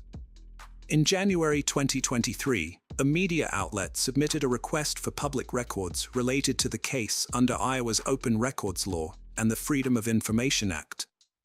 The request included incident reports, investigation documents, crime scene summaries, and autopsy reports. However, Devin McClone from the Iowa Department of Public Safety Commissioner responded that the requested records were not public, and the office could only share the immediate facts and circumstances of the case, as provided in the press release links. A few days after the tragedy, a media outlet emailed the official to ask if the weapon Anthony used to take his own life was the same one used in the murders, but she never responded. As it stands, the police believe that Anthony Sherwin was a random killer who brutally murdered 3 beloved members of a Cedar Falls family. However, the family of Cecilia and Joe refuses to accept that their son, who was kind and studious, was involved in the crime. They insist that he was another innocent victim and are determined to prove his innocence. Arlo, the sole survivor of the massacre, was taken in by his aunt and uncle in Cedar Falls. In an interview with a local newspaper, Sarah's brother proudly described his nephew as brave and reported that he was doing well mentally. The GoFundMe page set up after the tragedy continues to receive donations to support Arlo's care and education. Hello friends, welcome to our channel. Today we're going to take a look at another horrible case with you. The case of Vincent Brothers. Vincent Brothers, a beloved principal in Bakersfield, California, was informed that on Tuesday, July 8, 2003, his wife, children, and mother-in-law were tragically found murdered in their home. Despite the house being ransacked, nothing was taken, leading the police to rule out robbery and suspect intentional homicide. Vincent was cleared as he had a solid alibi, proving he was out of town during the incident. Subsequent investigations revealed a disturbing truth that shocked the entire community: the chilling case of Vincent Brothers. Born on May 30, 1962, in Beeport, Long Island, New York, Vincent was known for his charm, reliability, and hard work from a young age. He had also served in the Marine Reserves after graduating from Norfolk State University. Moving to California in the mid-80s for further studies, he eventually earned his master's degree. Vincent had a tumultuous past with relationships, despite rising quickly as a school administrator. He had 2 brief marriages that ended in separation.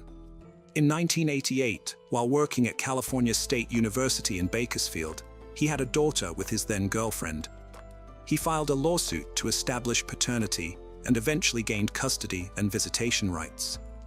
Initially ordered to pay $350 monthly for support, this amount was raised to $771 by 2003. In the same year, he faced legal consequences, receiving a 6-day jail sentence and probation for a misdemeanor charge of spousal abuse. In 1992, Vincent entered another marriage, which also ended abruptly after allegations of threats to kill and physical abuse by his second wife. She filed for divorce in 1996. Allegations have been made against Vincent, who was the vice principal at Emerson Middle School, for sexual misconduct towards a colleague. The woman reported instances of harassment, including an incident at his home where Vincent physically assaulted her and prevented her from contacting the authorities by taking her phone. She tried to report the incident to the police but felt discouraged as Vincent was a respected member of the community, which made her doubt if her report would be taken seriously. The harassment continued with inappropriate touching at the school's front counter, leading the woman to take a leave of absence due to the hostile work environment. As the intimidation escalated to threatening phone calls, the school district investigated the claims and warned Vincent about the possibility of career consequences if found true. Despite denying the accusations and having a clean disciplinary record, the school administration decided to transfer Vincent to another school after their investigation. Vincent worked at John C. Fremont Elementary School in Bakersfield, California. He was well liked for his routine of walking students home safely after school.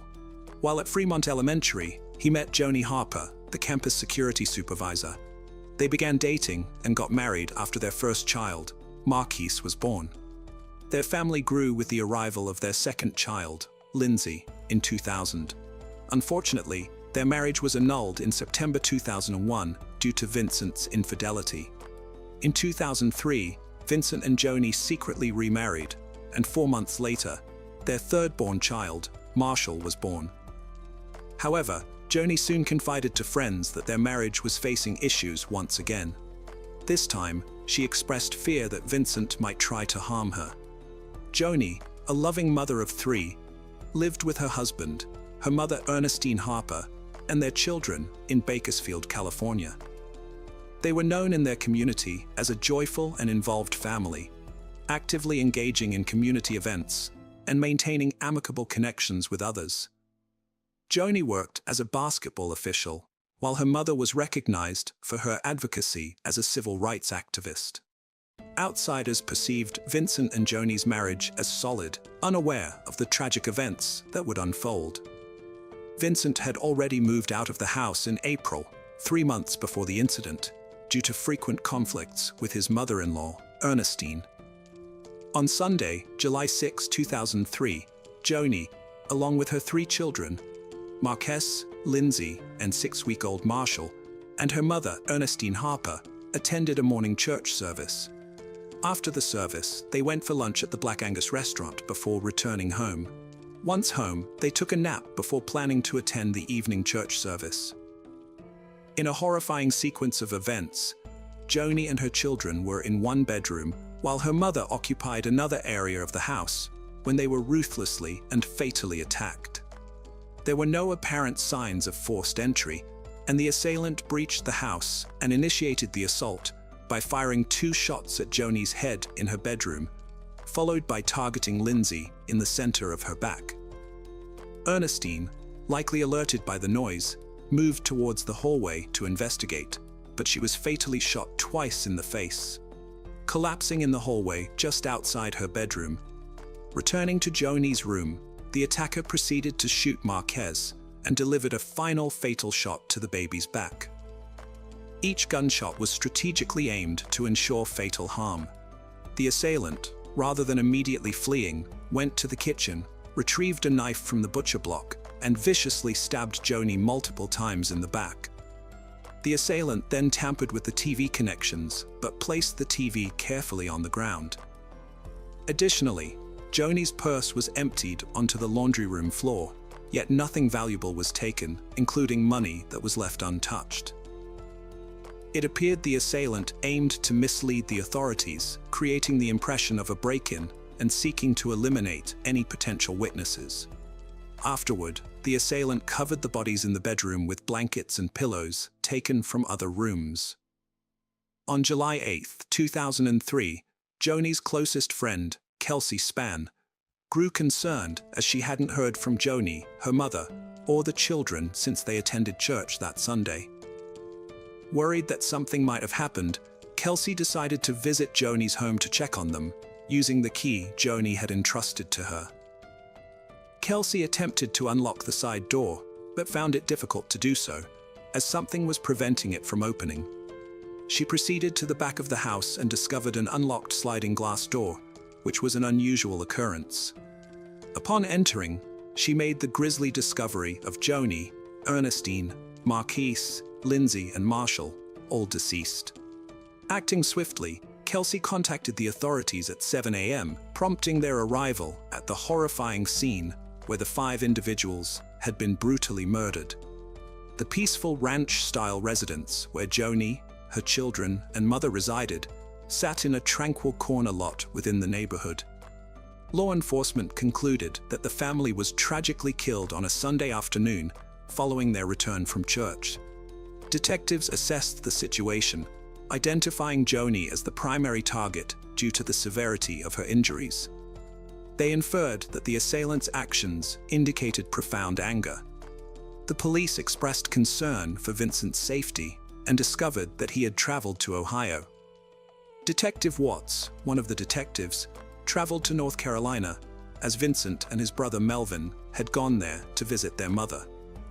Upon interacting with Vincent in North Carolina, the police found him in a traumatized state, deeply distressed, and unable to articulate coherent sentences, which did not offer much insight into the investigation. His demeanor did not align with that of a probable killer, especially considering he was on the opposite side of the country at the time of the murders. They initially excluded him as a suspect, and Vincent also provided receipts confirming purchases made on the days surrounding the tragedy, solidifying his absence from Bakersfield, California, where the horrific events unfolded. However, Detective Watts still had doubts. He noticed that Vincent never asked about how his wife and children died on July 11, 2003. Vincent Brothers returned to Los Angeles, but was notably absent from his family's memorial service. However, on July 16, 2003, he attended their funeral. As the police investigated further, they discovered that Vincent had moved out from his family's residence in April 2003 and was no longer living with them. His wife, Joni, had been planning a second divorce and intended to seek child support for their children. Authorities also uncovered Vincent's history of violence against women, leading to a closer scrutiny of his alibi. Further scrutiny revealed surveillance videos from store checkouts depicting Melvin, not Vincent, making purchases. Confronted with this evidence, Melvin disclosed that Vincent instructed him to visit various stores at specific times, using Vincent's name instead of his own. Police could not locate any witnesses who had seen Vincent during the tragic period. According to Melvin and the family, they had not encountered Vincent from the evening of July 4th to the evening of July 7th. Despite their efforts, authorities lacked direct evidence linking Vincent to the murders. Vincent Brothers had rented a Dodge Neon upon his arrival in Columbus, Ohio, and stayed at his brother's house. According to police speculations, Vincent allegedly flew to Columbus on July 2, 2003, under the pretense of visiting family. On July 4th, he purportedly traveled back from Ohio to Bakersfield, where the tragic incident occurred on the afternoon of Sunday, July 6, 2003. Afterward, he returned to Ohio, arriving late on Monday the 7th. Law enforcement meticulously examined the Dodge, focusing on its radiator and air filters. The Bohart Museum of Entomology at the University of California, Davis, was enlisted for assistance, with Dr. Lynn Kimsey, an expert in bug identification, meticulously analyzing insects found in the car. Dr. Kimsey's examination unveiled over 100 insects, meticulously identified by species, notably some exclusive to the western region beyond the Rockies. Certain insects indicated that Vincent traveled at night. Through careful analysis, she charted a path indicating the car's westward journey from Ohio.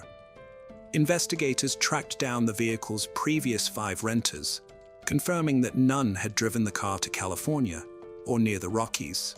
In their scrutiny of evidence from the home, the police focused on photographic evidence and observed a latex glove tip among items discarded in the laundry room. Upon testing, the tip revealed a DNA match, identifying it as a 1 in 6 billion match to Vincent Brothers. Detective Watts had discovered that Vincent planned to leave town. He had started selling his possessions and even listed his house for sale. Consequently, on April 30, 2004, Vincent was arrested and charged with 5 counts of first-degree murder. The trial began in 2007, with prosecutor Lisa Green leading the case. The prosecution theorized that Vincent's motive for the murders was financial, contending that he acted out of fear of potential child support payments due to Joni's impending divorce. They portrayed Vincent as a serial adulterer who would disappear for long periods and often respond violently when questioned, particularly towards his wife or girlfriend at the time. Numerous witnesses, including Dr. Lynn Kimsey, were summoned by the prosecution. Kimsey testified that the insects discovered in the Dodge Neon were consistent with those typically found along Interstate 70 while traveling. Testimony further corroborated that the 5,424 miles driven from July 2nd to July 11th aligned with the presented evidence. However, when Melvin testified, he attempted to retract his previous statements, claiming that he had lied to the police regarding Vincent providing him with a credit card to use. The defense countered by presenting an expert in high-speed driving.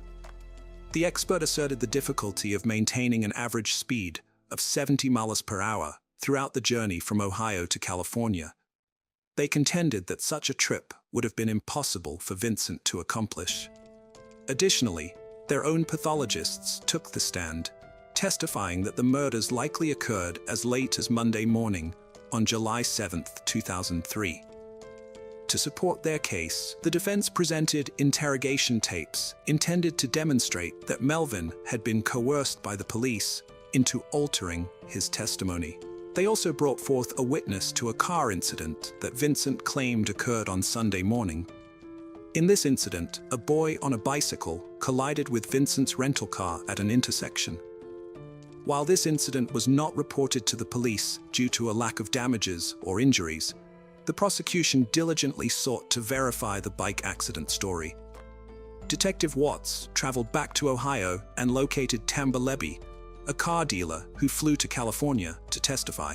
Levy confirmed that he was driving during the bike accident and that the boy collided with his car while he was stationary at an intersection. The defense strategy involved presenting Vincent's other brother, Troy, as Vincent's alibi witness. Troy was intended to testify that he had flown in from New York and spent that Saturday and Sunday with Vincent, touring different state colleges in Ohio. Vincent had expressed interest in applying to these colleges to further his graduate studies. However, complications arose when, after lunch on the day Troy was scheduled to testify, he was nowhere to be seen. Consequently, Vincent himself took the stand, vehemently denying any extramarital affairs and adamantly refuting the accusation of murdering his family. Throughout his testimony, Vincent frequently broke down in tears. The prosecution brought in Franklin School principal Carla Toya as a witness. She testified about her involvement with Vincent, dating back to the year his son was born in 1996, and their on and off relationship until 2002, when she ended it. Tuya then confessed that she and Vincent had been intimate just weeks before the family tragedy, contradicting Vincent's staunch denial of previous affairs. This revelation undermined Vincent's claims of fidelity.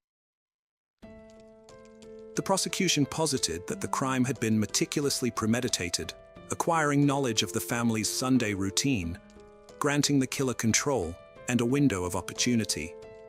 Exploiting this familiarity, the perpetrator waited until the family was asleep, using a copied key to gain entry through the sliding glass door and methodically execute each member of the family on May 15, 2017. Vincent Brothers was found guilty on 5 counts of first-degree murder with aggravating circumstances, making him eligible for the death penalty. After hearing testimony from 137 witnesses, the jury deliberated for nearly 2 days before reaching their decision. Following the verdict, Vincent was escorted from the courtroom and returned to Lero Detention Facility under strict security. On September 27, 2007, Judge Michael Bush of the Durr County Superior Court sentenced Vincent Brothers to death by lethal injection. He was detained at San Quentin State Prison in California, where he is still currently housed. During the sentencing hearing, family members were given the opportunity to deliver statements. Vincent's only surviving child, his firstborn, Margaret Kern Brothers, announced her resignation from the Brothers family, expressing that upon leaving the courtroom, she would solely identify herself as Margaret Carr. The evidence suggested that Vincent Brothers lacked empathy and remorse for his actions, a common trait in what many call a psychopath. His perception of his children as mere objects indicated a complete detachment from any emotional connection with them. The act of stabbing Joni appeared to be a deliberate means of severing his ties with her on a physical level. His action of covering the victims seemed to indicate an attempt to shield himself from confronting the aftermath of his deeds, suggesting a deeply personal involvement in these killings. It is a tragic and unfortunate reality that the victims faced against this monstrous individual. As we reflect on this heart-wrenching tale, our thoughts are with the victims whose lives were tragically cut short, and the loved ones they left behind. Hello friends, welcome to our channel. Today we're going to take a look at another horrible case with you, the case of Ricky Neve. After 28 years, DNA from the clothes worn by 6-year-old Ricky Neve on the day of his tragic death matched with James Watson, who was a teenager at the time and had managed to evade justice for so long. Despite his mother's harsh way of raising her children, she seemed burdened with remorse and guilt for her actions, driving her to seek justice for her son's murder. Ricky's sisters were also determined to unravel the mystery and bring the killer to justice. But what truly happened in the household where Ricky and his sisters were raised, and what events occurred on the day of Ricky's murder, allowing the perpetrator to escape the law's grasp for so long? Ricky Lee Harvey, also known as Ricky Neve, was born on March 4, 1988, in the city of Peterborough, located in the county of Cambridgeshire, in England, to Trevor Harvey and Ruth Ann Gregg. Ruth's life had been marked by turmoil from an early age, with her being placed in foster care at the mere age of 2. Her younger brother, who was born blind at the tender age of 1, had already been placed in foster care.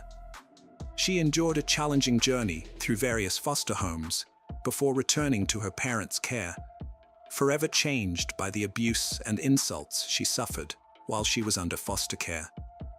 Her empathy and affection dwindled with time, which was an observation made and reported by her mother to the authorities, a struggle that the mother had been dealing with too for quite some time. Tragedy struck again when Ruth's parents took their own lives as a suicide pact later on, leaving her to face the world alone once again.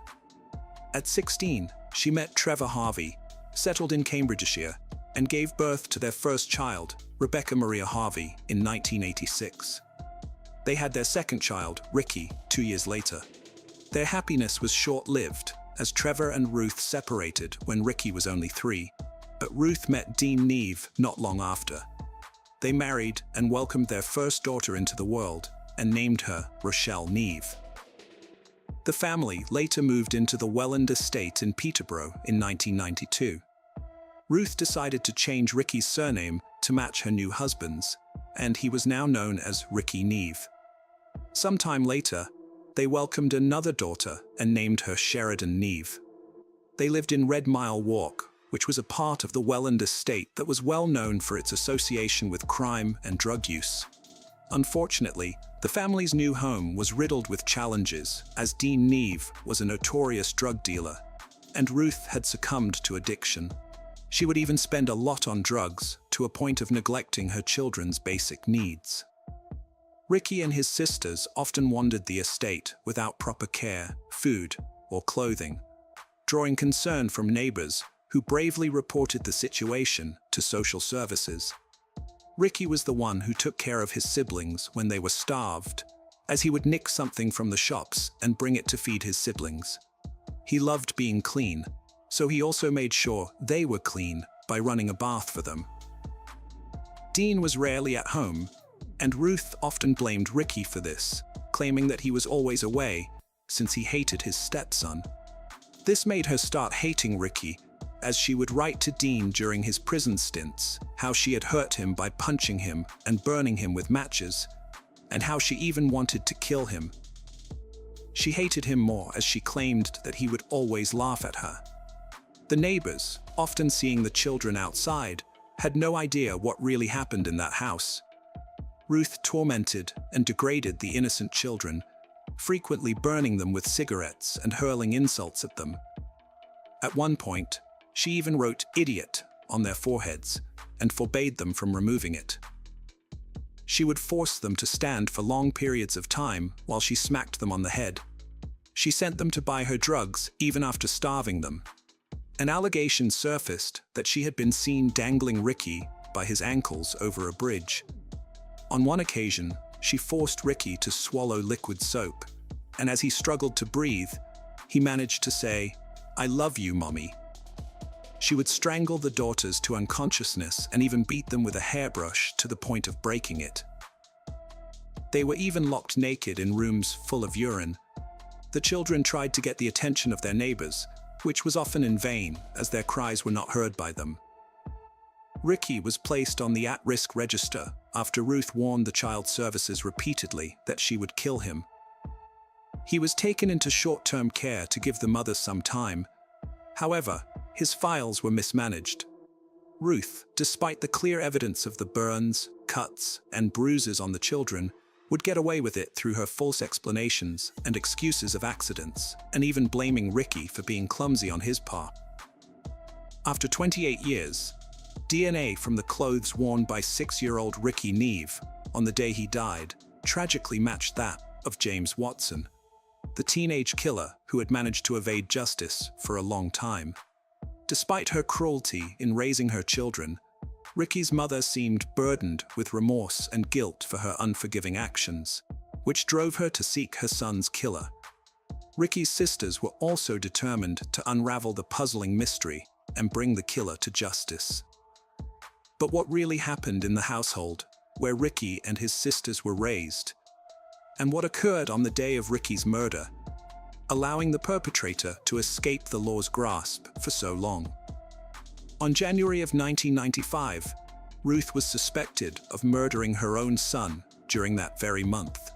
She faced charges of cruelty and neglect under the Children's Act and appeared at Peterborough Magistrates' Court, accused of cruelty towards Ricky and one of her other children. In May of 1995, Ruth was charged with the murder of her son and offenses of cruelty to him and 2 of his sisters. Her trial began the following year, in October 1996, at the Northampton Crown Court. Prosecutors told the jury that Ricky and his siblings were treated with cruelty and neglect, backed by witness statements. The prosecution concluded that Ricky was killed in a sacrifice by his mother, based on her numerous death threats to him. Ruth admitted to charges of neglect and cruelty, but denied any involvement in her son's murder. The case hinged on the testimony of a policeman who stated that he had not found the child's body during his search of the woods, where Ricky was eventually discovered on the night of his disappearance. The prosecution claimed the officer might have missed it in the dark. The jurors acquitted Ruth, convinced that she couldn't have moved Ricky's body since the police were with her at the said time. However, she was sentenced to 7 years in jail for the cruelty towards Ricky and his sisters, charges to which she had already confessed. Ruth was released in 2000, but the killer remained a mystery. In 2008, she met Gary Rogers, who married her. By then, Ricky's murder had become a cold case, and the police had given up. Rogers promised Ruth that he would give her all the support she needed to reopen the case and try to find the killer. In 2013, with the help of Cambridgeshire Times editor John Elworthy, they worked tirelessly to campaign for the reopening of the case, and eventually succeeded. Rogers secured the original files from Ruth's former solicitor, a collection of 13 boxes with 8 to 12 ring binders filled with papers, and diligently read through each one.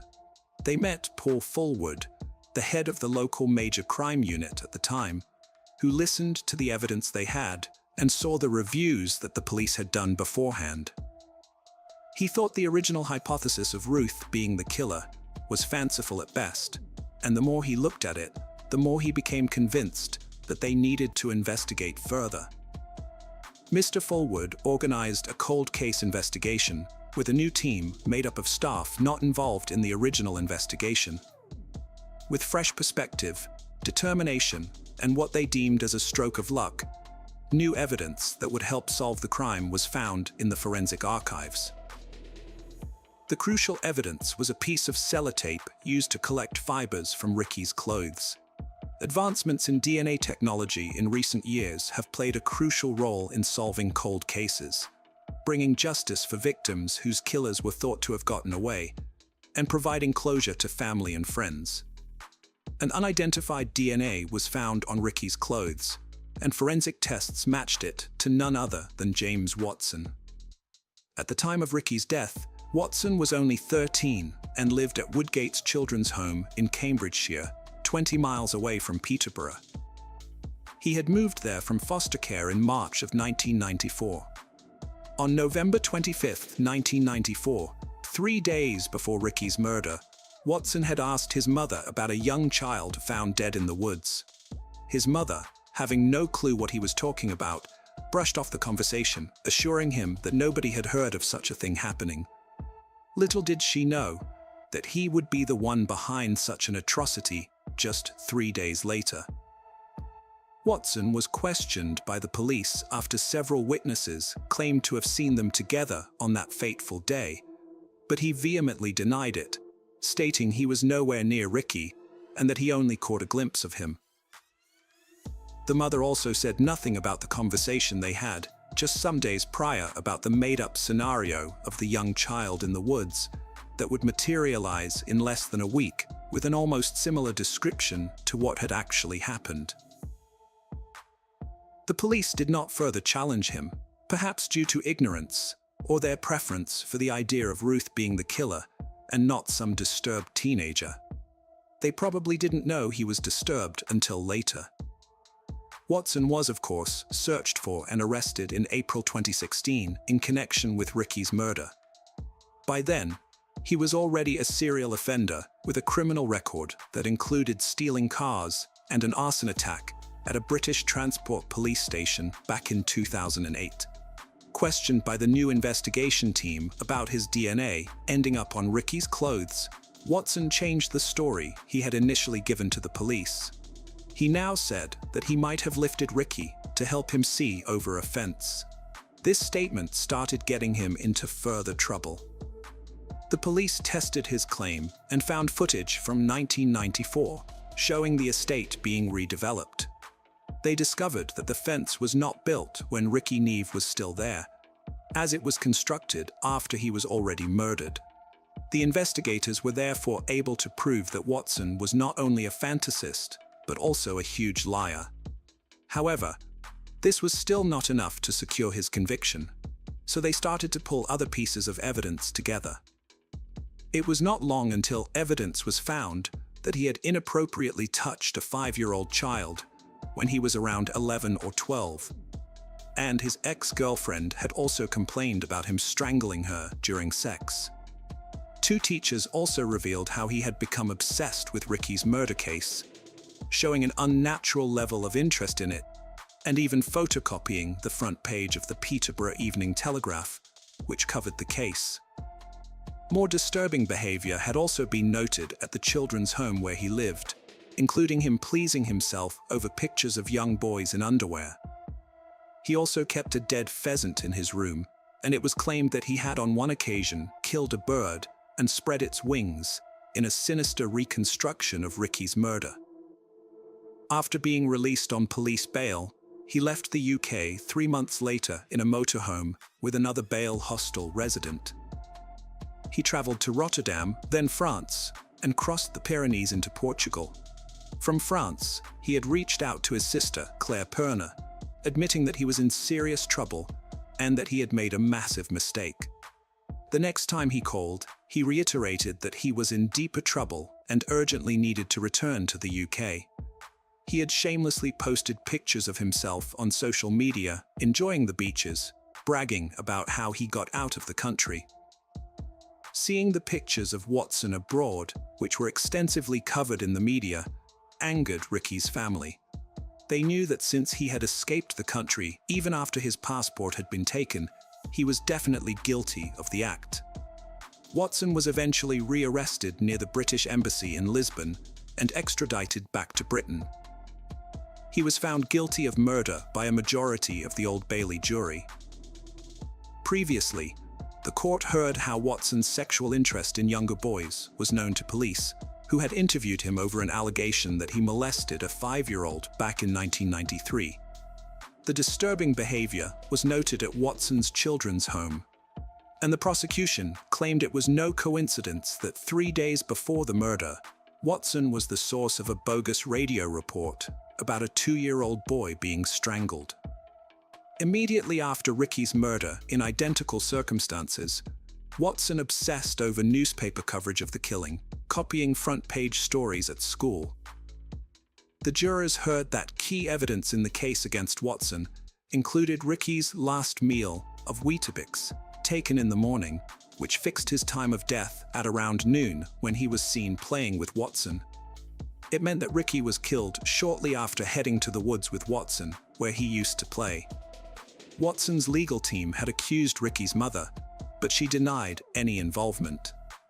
Ricky's muddy Clark shoes also indicated his walk into the woods was a one-way trip, and not a case of being murdered by the mother and the body being dragged into the forest, therefore ruling out that accusation. After a trial at London's Old Bailey that took place from January 18th to April 21st, 2022, James Watson, at the age of 41, was found guilty of Ricky Neve's murder. On June 24, 2022, he was sentenced to life in prison with a minimum term of 15 years by Mrs. Justice McGowan. The judge considered Watson's age at the time of Ricky's death as a significant factor in determining the sentence. In June 2023, Watson was granted permission to appeal his conviction. His lawyer argued before the Court of Appeal that Watson was not able to get a fair trial because too much of the evidence from which the killer's DNA could have been recovered was lost or destroyed in the intervening years. This case could have been solved much earlier if the official police records of 6 reported sexual assaults on children in the Welland estate in the 3-year period before Ricky's murder had been thoroughly investigated. If the reports had been followed up, the allegation on his record of touching a 5-year-old could have been a crucial lead to the police in finding the perpetrator. These failures in the investigation add to the list of the many shortcomings in this case. The verdict was a triumph for Ricky's sisters, who had never thought they would see justice for their beloved brother. With the killer finally caught, the family found a sense of closure, allowing them to move forward with their lives, while cherishing the memory of the little boy Ricky was back in 1994. Ricky Neve will forever be remembered as a loving and caring brother and a brave and kind-hearted boy. Despite facing challenges at a young age, he showed remarkable courage and love and always protected his sisters. He deserved a life brimming with joy, but tragically, he endured cruelty, neglect, and the ultimate horror of murder. If he had been given the love and affection he deserved, this heart-wrenching tragedy might never have occurred in the first place. Chapter 1. Harold Sasko. Harold Sasko, better known as Hal, lived in Kansas City. He was born on September 11, 1961, in Titusville, Florida, and was one of 12 children in the family. His siblings described Harold as a person who was ready to take responsibility in almost any situation. He often helped his brothers and sisters with household chores and was generally very organized. So it was not surprising that after graduating from college, Hal opened his own pizzeria. And just 2 years later, he expanded his business by starting a second restaurant. This led to his move to Lawrence in late 1990 with his then-wife Anna and their 3-year-old daughter Mendez. There, not far away in the city of Topeka, Hal opened a third restaurant. Harold became dependent on his business, and his hard work and lifestyle focused solely on work did not suit his wife. After all, Hal was not only a business owner, but also a husband and father, so his wife and child deserved his attention. Eventually, this led to a serious rift between the couple, and when his wife could no longer endure the lonely life, they decided to divorce. Hal was considered a church parishioner, and he was proud of being not only a man of God, but also a respected member of the community. Those around him knew him as a kind, caring, and extremely organized manager. So it came as a real shock to the community when on January 17, 2014, their so-called good and caring manager suddenly disappeared. Chapter 2. Harold's disappearance. The day began like any other Friday. The weekend was just around the corner, and many people went to work to carry out their daily duties.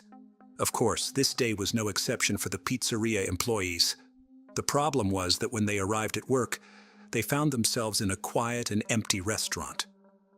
Usually, Hal was there to unlock the kitchen, but this time, he was nowhere to be seen. Even stranger was the fact that it had been several days since anyone had heard from him. Concerned about his well-being, the employees called the police and demanded a welfare check at his home on West 26th Street. Later that day, a police officer was sent to his residence. When he knocked on the front door, he was met with silence.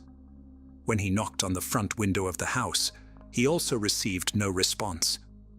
The officer then looked inside to see if anyone was home, and it was at that moment that he saw the figure of a man lying face down on the floor. Calling for backup, law enforcement officials burst into the house. It was confirmed that the man on the floor was Hal, and moreover, he was lying in a pool of his own blood. It immediately became apparent that he was already dead, and judging by the condition of his body, he had been dead for several days. Moreover, it was not an accident. His hands were tied behind his back with zip ties, which were used to keep him under control. Hal's legs were also tied, but the most horrifying detail was that his throat was cut so deeply that the moaning side was shattered. With such a serious and brutal wound, he had no chance of survival. The officers were faced with an extremely gruesome scene. To top it all off, the police found several empty bottles at the other end of the room, as well as a phone and laptop that did not belong to Hal. They also noticed the absence of Hal's car in the driveway. But the strangest piece of evidence left at the crime scene was the word freedom, sloppily written on the wall in Hal's blood. Chapter 3. The Investigation. The sudden influx of officers in the area undoubtedly drew increased attention from curious neighbors. The police decided to use this to their advantage and began asking more questions. That's how they learned that Harold was not living alone. His neighbors claimed that he was living with a girl he called his stepdaughter. This information turned out to be very important for the officers. Now they knew that there was a person who not only knew Harold well and was in constant contact with him, but was also present at the crime scene. Eventually, it was established that the so-called stepdaughter was 18-year-old Sarah Gonzalez McLean, who had been living with him for the last 2 years of his life. However, a problem arose. Sarah was nowhere to be found. This, of course, greatly concerned the officers. Finding Sarah became a top priority for law enforcement, as they had no idea what exactly had happened to her. She could have been abducted, become a victim, a witness, a suspect, or perhaps none of the above. In any case, it was now absolutely necessary to find her. Family members and friends were informed about this horrific crime, and 3 weeks later, on February 8th, a funeral was planned in memory of the lost community member. The public was urged to contact Douglas County forensic investigators and provide any information about Sarah's whereabouts. A reward of $1,000 was announced for any useful information. Chapter 4. Sarah's background. Sarah Gonzalez McLean was born on July 9, 1994, in Topeka, Kansas. She grew up in a loving family of 5. She had a brother and a sister. Throughout her childhood, Sarah was known as a shy but kind child. Since she was homeschooled for many years, she had few friends outside her neighborhood. However, this does not mean that she had a bad upbringing. Her parents were wonderful people, and she was always close to her sister. Unfortunately, when Sarah was a teenager, her parents eventually decided to divorce, which significantly affected her at such a vulnerable age. After her parents' divorce, her childhood and adolescence unfortunately only worsened. Sarah was quite naive, having been sheltered from the outside world by her parents. And unfortunately, people who are ready to take advantage of such a situation are always around. After her parents' divorce, Sarah experienced inappropriate behavior from a neighbor, and unfortunately, he eventually abused her. This event greatly influenced Sarah's character and behavior. She began to act completely differently than before. Much to her mother's dismay, Sarah began sneaking out of the house at night and hanging out with the wrong crowd. Even worse, this led to her frequent use of illicit substances and alcohol to drown out her suffering. It seemed that after her parents' divorce, Sarah no longer wanted to stay in her family home. That's when the pizzeria hired her. At first, he seemed like an ordinary kind manager, but there were rumors among the staff that he was not quite what he appeared to be. For example, Hal told all the restaurant managers that they could only hire young, attractive women. Chapter 5. Sarah's work at the pizzeria. While working at the pizzeria, Sarah would wake up, go to work, spend time there, and eventually return home to her family. She often spent nights drinking before returning home. According to some reports, she was only sober at work, if you could call it that. Despite the fact that she often came in drunk and nearly got fired several times over those few months, she somehow managed to keep her job. That's because Hal seemed to feel sorry for her. He knew that she was vulnerable and needed extra support. She tragically experienced another traumatic event. One such evening, another man attacked her, and to top it all off, this scumbag even burned her with cigarettes. After that, Sarah's already fragile mental health completely crumbled. She stopped going to work, lost friends, and sank into a very dark state. And then, she attempted to take her own life. Fortunately, Sarah's family found her in time to call an ambulance. She fully recovered, but it was only after the girl spent 5 months in the hospital. The nicest thing was that after being discharged from the hospital, Sarah received support from loved ones and friends. But one of these messages of support stood out in particular. It was from her former boss, Hal. After her tragic ordeal, Hal offered to become her personal life coach or even a kind of guardian. He could pick her up, take her somewhere to eat, and even let her express everything that was on her mind. Since there was no one else to turn to, Sarah eventually enlisted his support. It was during one of these walks that she told him her entire story, including her tragic encounters with other men, drinking, and everything else. Now Hal knew that she wanted to leave her family home, and upon learning about the traumas she had experienced, he suggested that she live with him in his own house. It all seemed a bit dubious. The problem was that Sarah was vulnerable, lost, and hurt. Hal's offer gave her a way out of it all. Chapter 6. Sarah's life with Hal. After moving in with Hal, everything seemed to stabilize for a short time. She found a new job far away from the pizzeria. Hal took great care of her. Her dog moved in with her, and she even considered college. But Sarah's mother was unhappy with the whole situation. She found Hal quite strange, and the whole story seemed very suspicious to her. Every time she tried to talk to Sarah about it, it always ended in a big fight, which of course further alienated her daughter. Michelle didn't believe that Hal's intentions were always as innocent as he made them out to be. Even worse, she believed that her daughter was most likely too naive and prone to illusions to realize it. After the divorce, Sarah's father broke off all contact, and now she was trying to fill the void that had formed. To make the situation even more eerie, Hal eventually asked Sarah to call him Gad, and then he told all the neighbors that she was his stepdaughter. It's not surprising that Sarah's colleagues eventually found out about all this and inquired about her relationship with Hal. Now, when asked about it, Sarah insisted that he was just her friend and nothing more.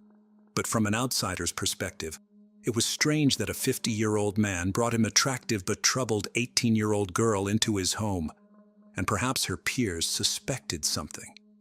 As soon as Sarah settled into the house and began to feel more comfortable, Hal started setting his own boundaries and attitudes towards life, especially when she turned 18. This change was quite alarming. Hal began buying her illegal drugs and alcohol, joking about them dating, and even brought up the topic of a sexual relationship with Sarah. In addition to these changes, he openly kept track of everything he bought for her, including alcohol, illegal drugs, cosmetics, and rent. He wanted her to feel indebted to him, and he also told her that she would only be able to leave once she paid him back. In fact, she felt so trapped that after she turned 18, she gave in to his advances, and her relationship with the man she once called Dad now became sexual. This diabolical situation lasted for a whole 10 months, and according to Sarah, they had sex several times a week. The only way she could cope was to drink and use illegal substances until she no longer felt involved in the situation. This, of course, further increased her debt to the man who was now using her body. On top of everything, Hal berated Sarah just as often as he complimented her. For example, he criticized her nose and then offered to pay for plastic surgery, which she, unsure of herself, eventually agreed to. It was clear that Hal treated her as his personal property, rather than as another human being with feelings. He also paid for her gum implantation, and his next goal was to buy her breast implants. Both of these surgeries cost $16,000, which of course was added to the bill, and she had to pay him back when she could afford it. She found herself trapped with no way out. In addition to this, Hal also threatened Sarah, telling her that he had connections if she ever tried to escape. From that moment on, her mental health deteriorated even further. In response, she was given antidepressants to cope with the situation, for which she would eventually have to pay again. Chapter 7. Sarah kills Hal. Trapped by the mental trauma of abuse and depression, Sarah's mind became clouded. She repeatedly found herself on the brink, and now, after supposedly finding someone she could rely on, he too turned out to be an abuser. Sarah had absolutely had enough, and she began to act in a way that eventually turned the victim into a killer. After visiting a pet store, she bought a rabbit and signed a waiver before taking it home. That same evening, one of Hal's pizzeria managers was visiting the house for dinner and drinks. The manager was shocked when he opened the refrigerator and saw a rabbit carcass instead of beer. Sarah not only admitted that she was responsible for killing the pet rabbit, but also stated that it was not the first animal she had killed. Completely bewildered by the situation, the manager politely stayed for dinner, but then went home. This was a huge red flag and an indication of what Sarah was potentially capable of. Unfortunately, this sign was ignored. The main question remained whether Sarah was truly capable of killing a person. Although Sarah was initially considered missing, it was soon established that she was actually the prime suspect. Unfortunately, the detectives were not mistaken in their assumptions. They suspected that she had packed all her belongings, taken the dog, stolen Harold's car, and fled to Texas. However, along the way, she changed her plans and headed to Florida. It was warmer there, and the idea of admiring the ocean view seemed pleasant. Given this newly received information, she was officially declared a wanted person. Sarah was not only wanted on suspicion of murdering Hal, but also as mentally unwell and possibly dangerous to others. Her name was on the lips of many officers across the country, and this continued for 11 days. On January 25, 2014, after being on the run for just over a week and a half, Sarah McLean was finally found and arrested in Everglades National Park. Not surprisingly, the police officer found her in Hal's stolen car, sleeping next to a loaded gun. They also found $2,400 in cash, 2 more guns, an axe, and a couple of knives, one of which was stained with Harold's blood. Chapter 8. Sarah's Trial. A few hours after her arrest, a 3-hour interrogation began, during which Sarah confessed to killing the man. According to her version of events, the story unfolded as follows. On January 14, 2014, Harold returned home after a long day at work. The sound system had recently broken down, and he decided to devote the evening to repairing it. He asked Sarah to bring him a beer, and then another and another. After a few hours, fatigue took its toll, and Hal suddenly passed out on the floor. He didn't even suspect that Sarah had actually put a large amount of sleeping pills in one of his last bottles. By that point, she had already decided Hal had to die. She tied him up with zip ties, took a hunting knife, and then a few minutes later, slit his throat. Shortly after that, Harold died in his sleep. Sarah then took a shower, listening to her favorite music, and washed all the blood off herself. After that, she called work to say that she would be out for a few days because, unfortunately, a relative had passed away. She then packed her things, including a photo of her sister, took the dog, and disappeared into the night in Hal's stolen car. To avoid being found, she left her cell phone and laptop at home. During the interrogation, Sarah openly shared her motives. She was locked in the house and in debt to a man who clearly wanted to possess her. She became his target, was abused, and then turned into his property. Anger clouded her thirst for revenge, and regardless of the consequences, revenge was exactly what she wanted. Sarah also expressed a strong desire to resort to violence. She admitted to killing rabbits out of curiosity. She also claimed that for 2 years she had thoughts of violence and noticed that they were progressing. Obviously, Sarah's confession put her in a very difficult position. She not only confessed to killing Hal, but also to enjoying violence. Given these horrific facts, it became absolutely clear that she would face trial.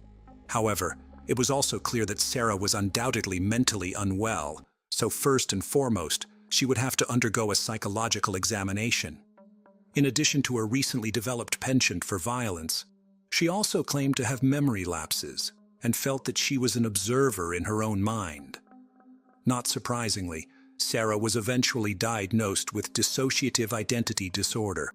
In Sarah's mind, she was not just Sarah. She was also Vanessa, Alice, Neela, and the nameless one. Alice was the weepy and vulnerable side of Sarah, while Vanessa was the strong, militant fighter inside her. Neela was feminine, polite, and liked to please people.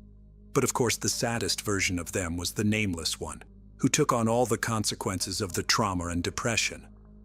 Chapter 9. Sarah's Sentence. When it came to Sarah's trial, her dissociative identity disorder was the main line of defense.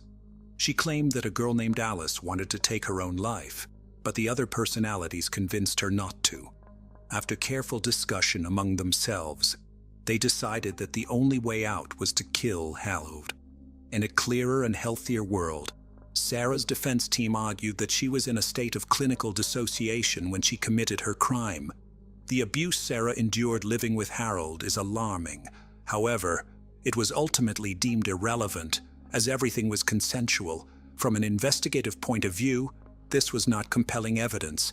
The defense itself also could not be persuasive, as the murder was clearly intentional. Unfortunately for Sarah, although her mental disorder was recognized as genuine, her defense failed to convince the judges, and she was ultimately found guilty of murdering Harold Sasko. She was sentenced to life in prison with the possibility of parole after 50 years. This greatly shocked both Sarah and her family. It became apparent that the abuse she had endured throughout her life and her mental state at the time of the murder were not taken into account when sentencing her, which means that her punishment was much harsher than she deserved. Sarah filed an appeal on the grounds that the abuse she suffered should have been considered during the trial. Unfortunately, by that time, more evidence of Harold's horrible behavior had been uncovered. After analyzing his computers, detectives found that they were literally riddled with illegal pornography. In addition, another woman, whose name remains unknown, claimed that Hal had hit on both of her daughters. Given all this new evidence, Sarah's appeal resulted in a 50% reduction in her sentence to 25 years. To this day, she still remains behind bars, and that's because although the judge concluded that Hal did indeed abuse his control over Sarah, it doesn't negate the fact that she still committed premeditated murder. Chapter 10. Conclusions. Sarah was initially a victim. Harold was a cruel manipulator of young women and did a very good job of deceiving many people in his community. However, some still remember him as an extremely generous person. Harold also had good sides. For example, he was known to have helped many employees get out of financial crisis, and whenever someone needed advice, he was always ready to help. Harold's family does not deny his shameful actions, but they testify to his positive character. He clearly needed help and did wrong, but he never deserved to die. Although Sarah's family agrees that she must be punished for her crimes, they also believe that the sentence was too harsh for someone trying to escape her abuser. Harold was undoubtedly a favorite of many people, but at the same time, he was a wolf in sheep's clothing. This story is an example of how life circumstances, trauma, and a lack of proper support can lead to tragic consequences. Sarah became a victim of abuse by someone she trusted, and it caused irreparable damage to her mental health. However, this does not justify her actions, the deliberate murder of another human being. This story also demonstrates how important it is to be attentive to those around us and to be able to recognize warning signs. Perhaps if someone had intervened earlier, the tragedy could have been avoided. At the same time, this story raises questions about the fairness of the justice system. Was Sarah's punishment adequate, given all the circumstances? Was her mental state and the trauma she suffered sufficiently taken into account? These questions remain open for discussion. Ultimately, this story serves as a reminder that a completely different personality can be hiding behind a person's appearance. Harold, whom many considered kind and generous, actually turned out to be a manipulator and a predator. This story prompts us to be careful in our judgments of others and to always remember that the truth can be much more complex than it appears. Today, we will visit Dallas, a modern city with a cosmopolitan spirit and Southern charm. It is widely known for its skyscrapers, upscale shopping, restaurants, and rich cultural life. There are many historic districts, such as the West End with its late 19th century buildings and futuristic landmarks, shimmering glass towers and skyscraper spires that serve as the city's main landmarks. Dallas is a city where modern metropolitan life is infused with natural beauty. There are more than 30 parks in different parts of the city. The Gable Park residential complex is located at the epicenter of Dallas chic. Living here itself offers a vibrant, exclusive lifestyle and exquisite, unique experiences. The high-rise building is elegant in appearance, has a parking garage and concierge. It is a vibrant and luxurious apartment building with a landscaped saltwater pool, fitness studio, and gourmet coffee bar in uptown Dallas. It's a quiet and safe place with no crowds of tourists or neighborhood residents strolling by. On September 2nd, 2015, at 07:42 p.m., a car entered the Gable Park parking lot. The car parked, and a beautiful young woman got out. She had a shopping bag in her hands. She slammed the door shut, stepped away from the car, and a minute later, 2 gunshots rang out. With the business completed, the dark figure quickly jumped into a black Jeep Cherokee that pulled up and fled the apartment complex. Local resident Hashem Saad who was walking to the parking lot to pick up his car, saw the injured woman and called the emergency services. Officers arrived at the scene of the tragedy and found the injured woman. Unfortunately, she was already dead. The victim turned out to be 35-year-old Kendra Hatcher. Kendra K. Hatcher was born February 3, 1980 to Reagan Hatcher and Bonnie Gibson Jameson Colley in Springfield, Sangamon County, Illinois. Her parents divorced and her mother married Bruce Jamieson. She was not an only child. She had 3 sisters, Jamie Kaufman, Ashley Lipscomb, Melissa Jameson, and 1 brother, Neil Hatcher. She grew up in Pleasant Plains and studied dentistry there. After her divorce in 2010, she moved to Dallas where she began working at Smilezona Dental Studio. Kendra had a strong Christian faith and wanted to use her dental skills to help others. For example, the clinic provided services to disadvantaged children completely free of charge. In her spare time, Kendra taught Bible studies and participated in volunteer programs that included building churches overseas and providing free dental services to children in Ecuador. Dallas was welcoming to the young professional. Kendra's professional life quickly gained momentum and her personal life flourished as well. On May 24, 2015, Kendra began dating Dr. Ricardo Paniagua. Kendra and Ricardo met through a dating app, and from their first date, they were inseparable. They both had similar values, interests, and wanted the same things in life. Ricardo was finishing his residency in dermatology at the University of Texas Southwestern Medical Center. And even though they had only been in a relationship for a few months, the young men were already discussing their upcoming marriage. However, an incident in a parking lot took the life of his beloved woman and cut short all future plans. Investigators who arrived at the scene of the massacre examined the crime scene and put forward the version of robbery, as Kendra's purse and some valuables were missing. Bullet fragments and a gun magazine were found on the ground next to her body. However, the manner of shooting and the traces of the gunshot pushed the robbery version to the background. One bullet struck the woman in the back and the other in the head. The entry wound from the bullet was at the top of the head and it exited through the chin, indicating that Kendra had her hands up and behind her head when she was shot. The murder theory was confirmed when it was possible to obtain CCTV footage and reconstruct a picture of what happened. The footage shows a black Jeep Grand Cherokee pulling into the parking lot at 07:15 p.m. Half an hour later, Kendra returns home and drives into the same garage. A few minutes later, a man approaches her, shoots her, and runs to the side, after which he jumps in and black Jeep on the move. The videos were of poor quality and the crime scene itself was not visible on them. It was impossible to identify the assailants, but the vehicle was put on a wanted list. It was decided to place the camera footage, images of the Jeep and the driver in the media. The authorities appealed to the public for help, and it helped. Police were contacted by a man named Jose Luis Ortiz. He reported that the car in the footage belonged to him. But Jose wasn't involved in the shooting and he wasn't driving it. When questioned, Jose explained that on the morning of September 2nd, he was approached by 2 of his girlfriends, Brenda Delgado and Crystal Cortez.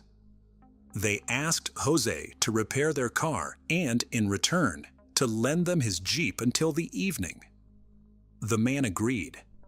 He also said that later that evening, Brenda called Jose to a restaurant where they were at the time of the crime. Crystal Cortez, later that evening, drove the Jeep to Jose's house, so the man was quite surprised when his Jeep made the news. When Jose saw his Jeep on the TV program, he asked Brenda about it. She first said that it was a different Jeep on the screen. Then Brenda explained that Crystal had been traveling somewhere on her business and she didn't know about it. Brenda Delgado suggested that Jose not tell anyone anything and to simply repaint the Jeep. She was willing to pay to paint the Jeep. Jose was awaiting a decision on his U.S. citizenship and did not want any trouble with the police.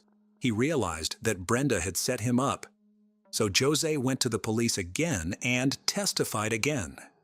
So the police tracked all the movements of the Jeep that day and found the two young women whose names Jose had given them. Brenda Delgado was the first person investigators called in for questioning. The woman told police that she never knew Kendra Hatcher and had never seen her before. When asked where she was on September 2nd at 07:42 p.m., Brenda stated her alibi because she was at Chili's restaurant with Jose. Brenda even provided receipts for the dinner. But how often, and more importantly, what do you keep dinner receipts for? So gradually, assembled in minute detail, the truth that the participants in the crime tried to hide was revealed. The central figure in the investigation was Brenda Delgado.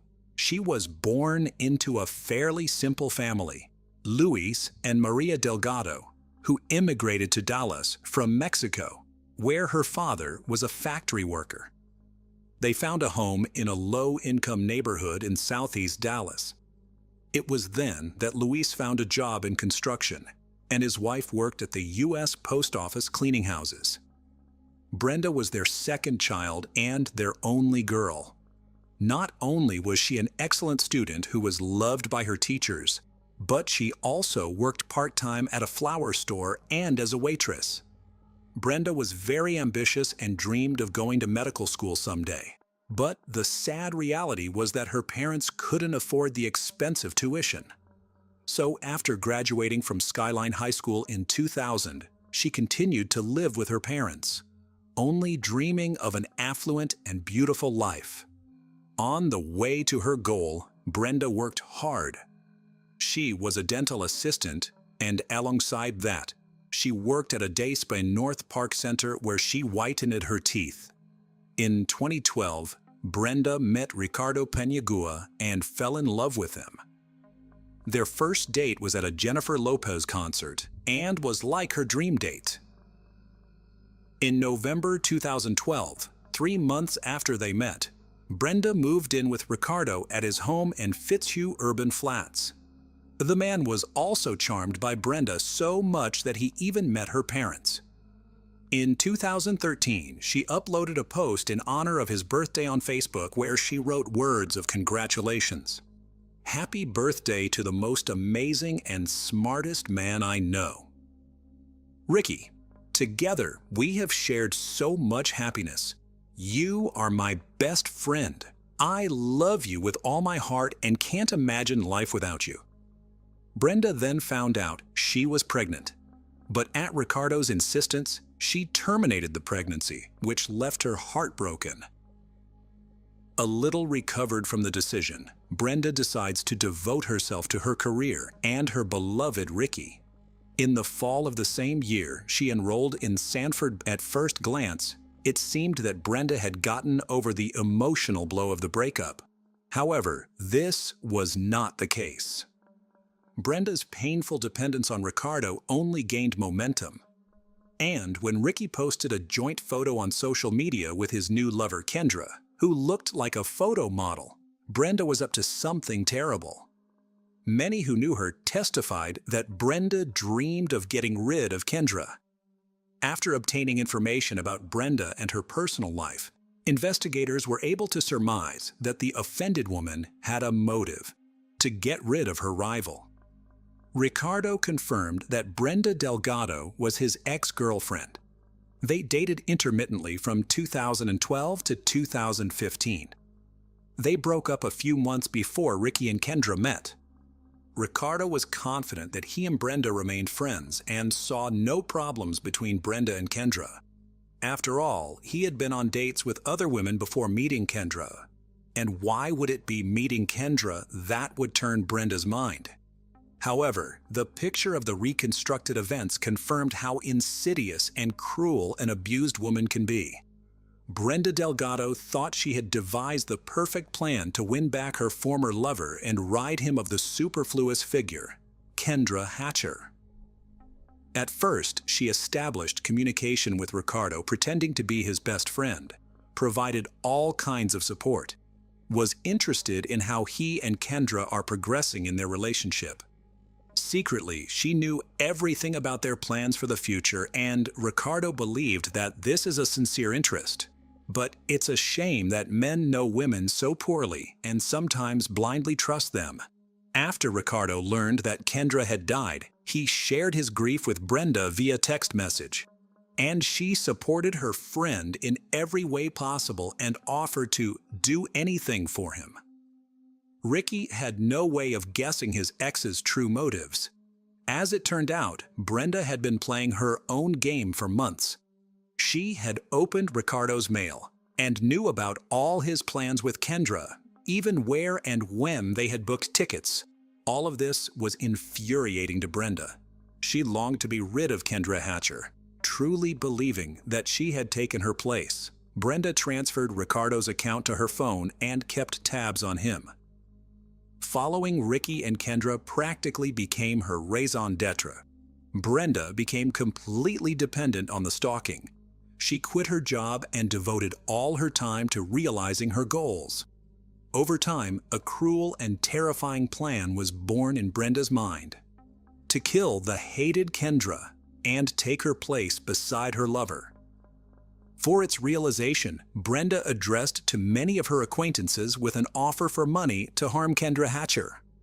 Thus, through mutual acquaintances, she found a single-mother 21-year-old Crystal Cortez, who, because of the big financial problems, just for $500 was ready to help her. At Brenda's behest, Crystal found the perpetrator, a man named Christopher Love, who agreed to commit the crime. Crystal handed Christopher $500 from Brenda, as well as 2 types of illegal substances. Several 2 women followed Kendra to learn her habits and daily schedule, to further select the location and time of the crime.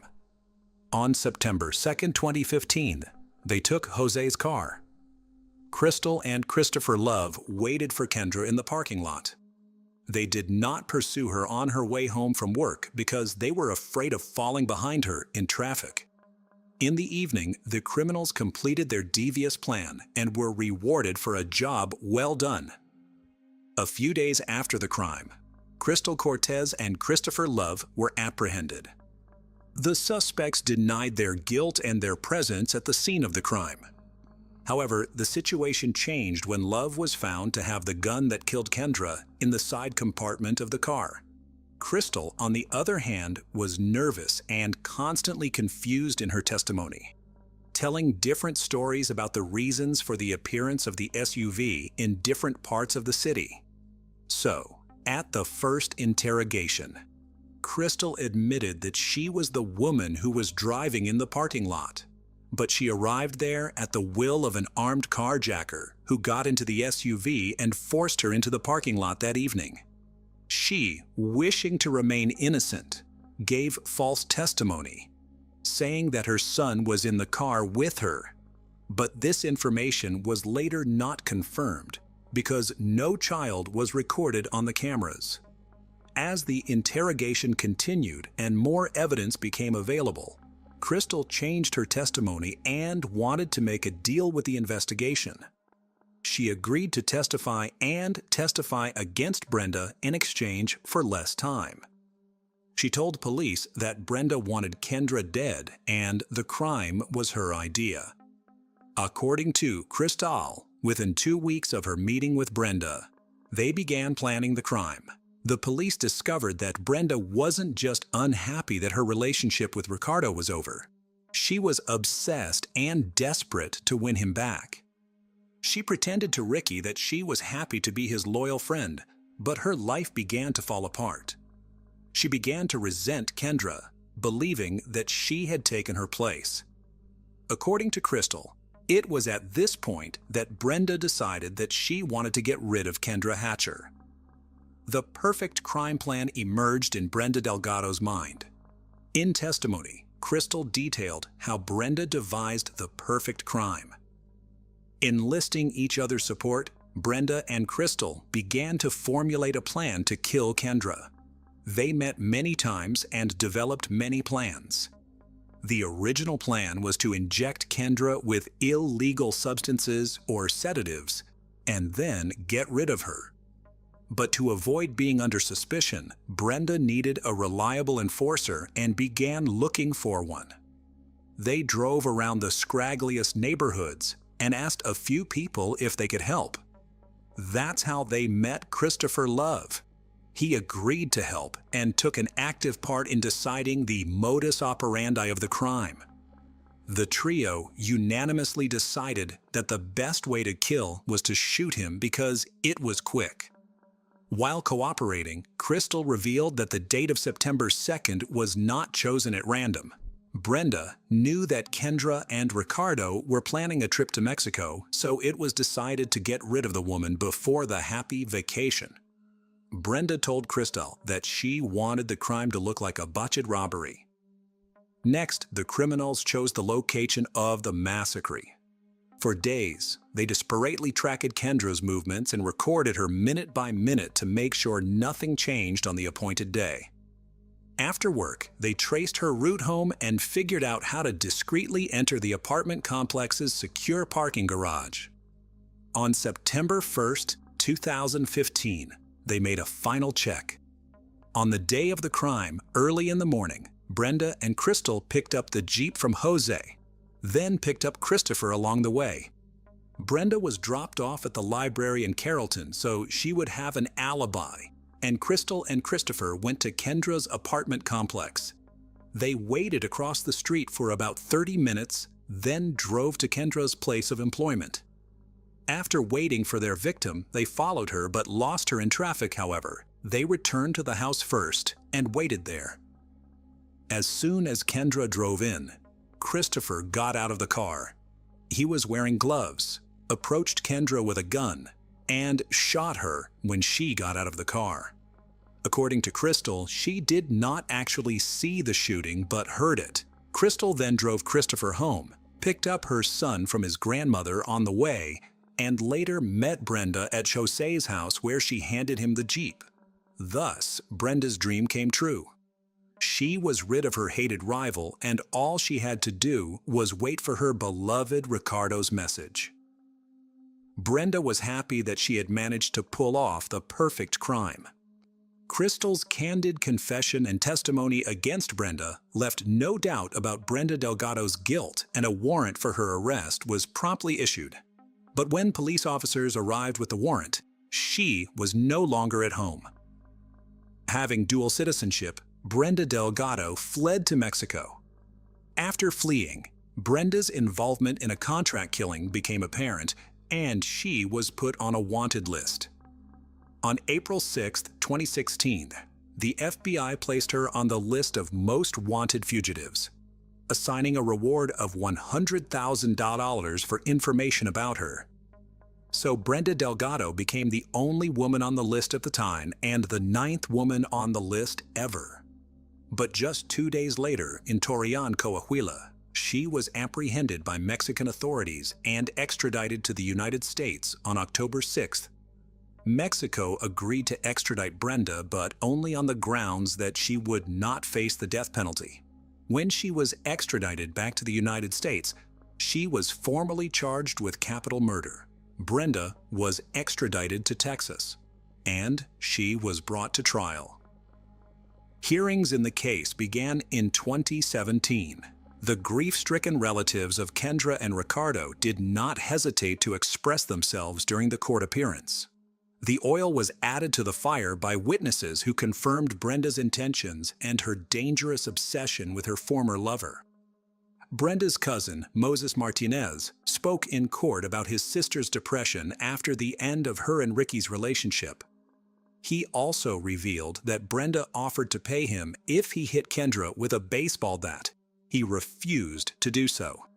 Brenda's friend, Jennifer Escobar, testified at trial that Brenda was obsessed with Ricardo and read all of his emails and tracked his movements on her phone.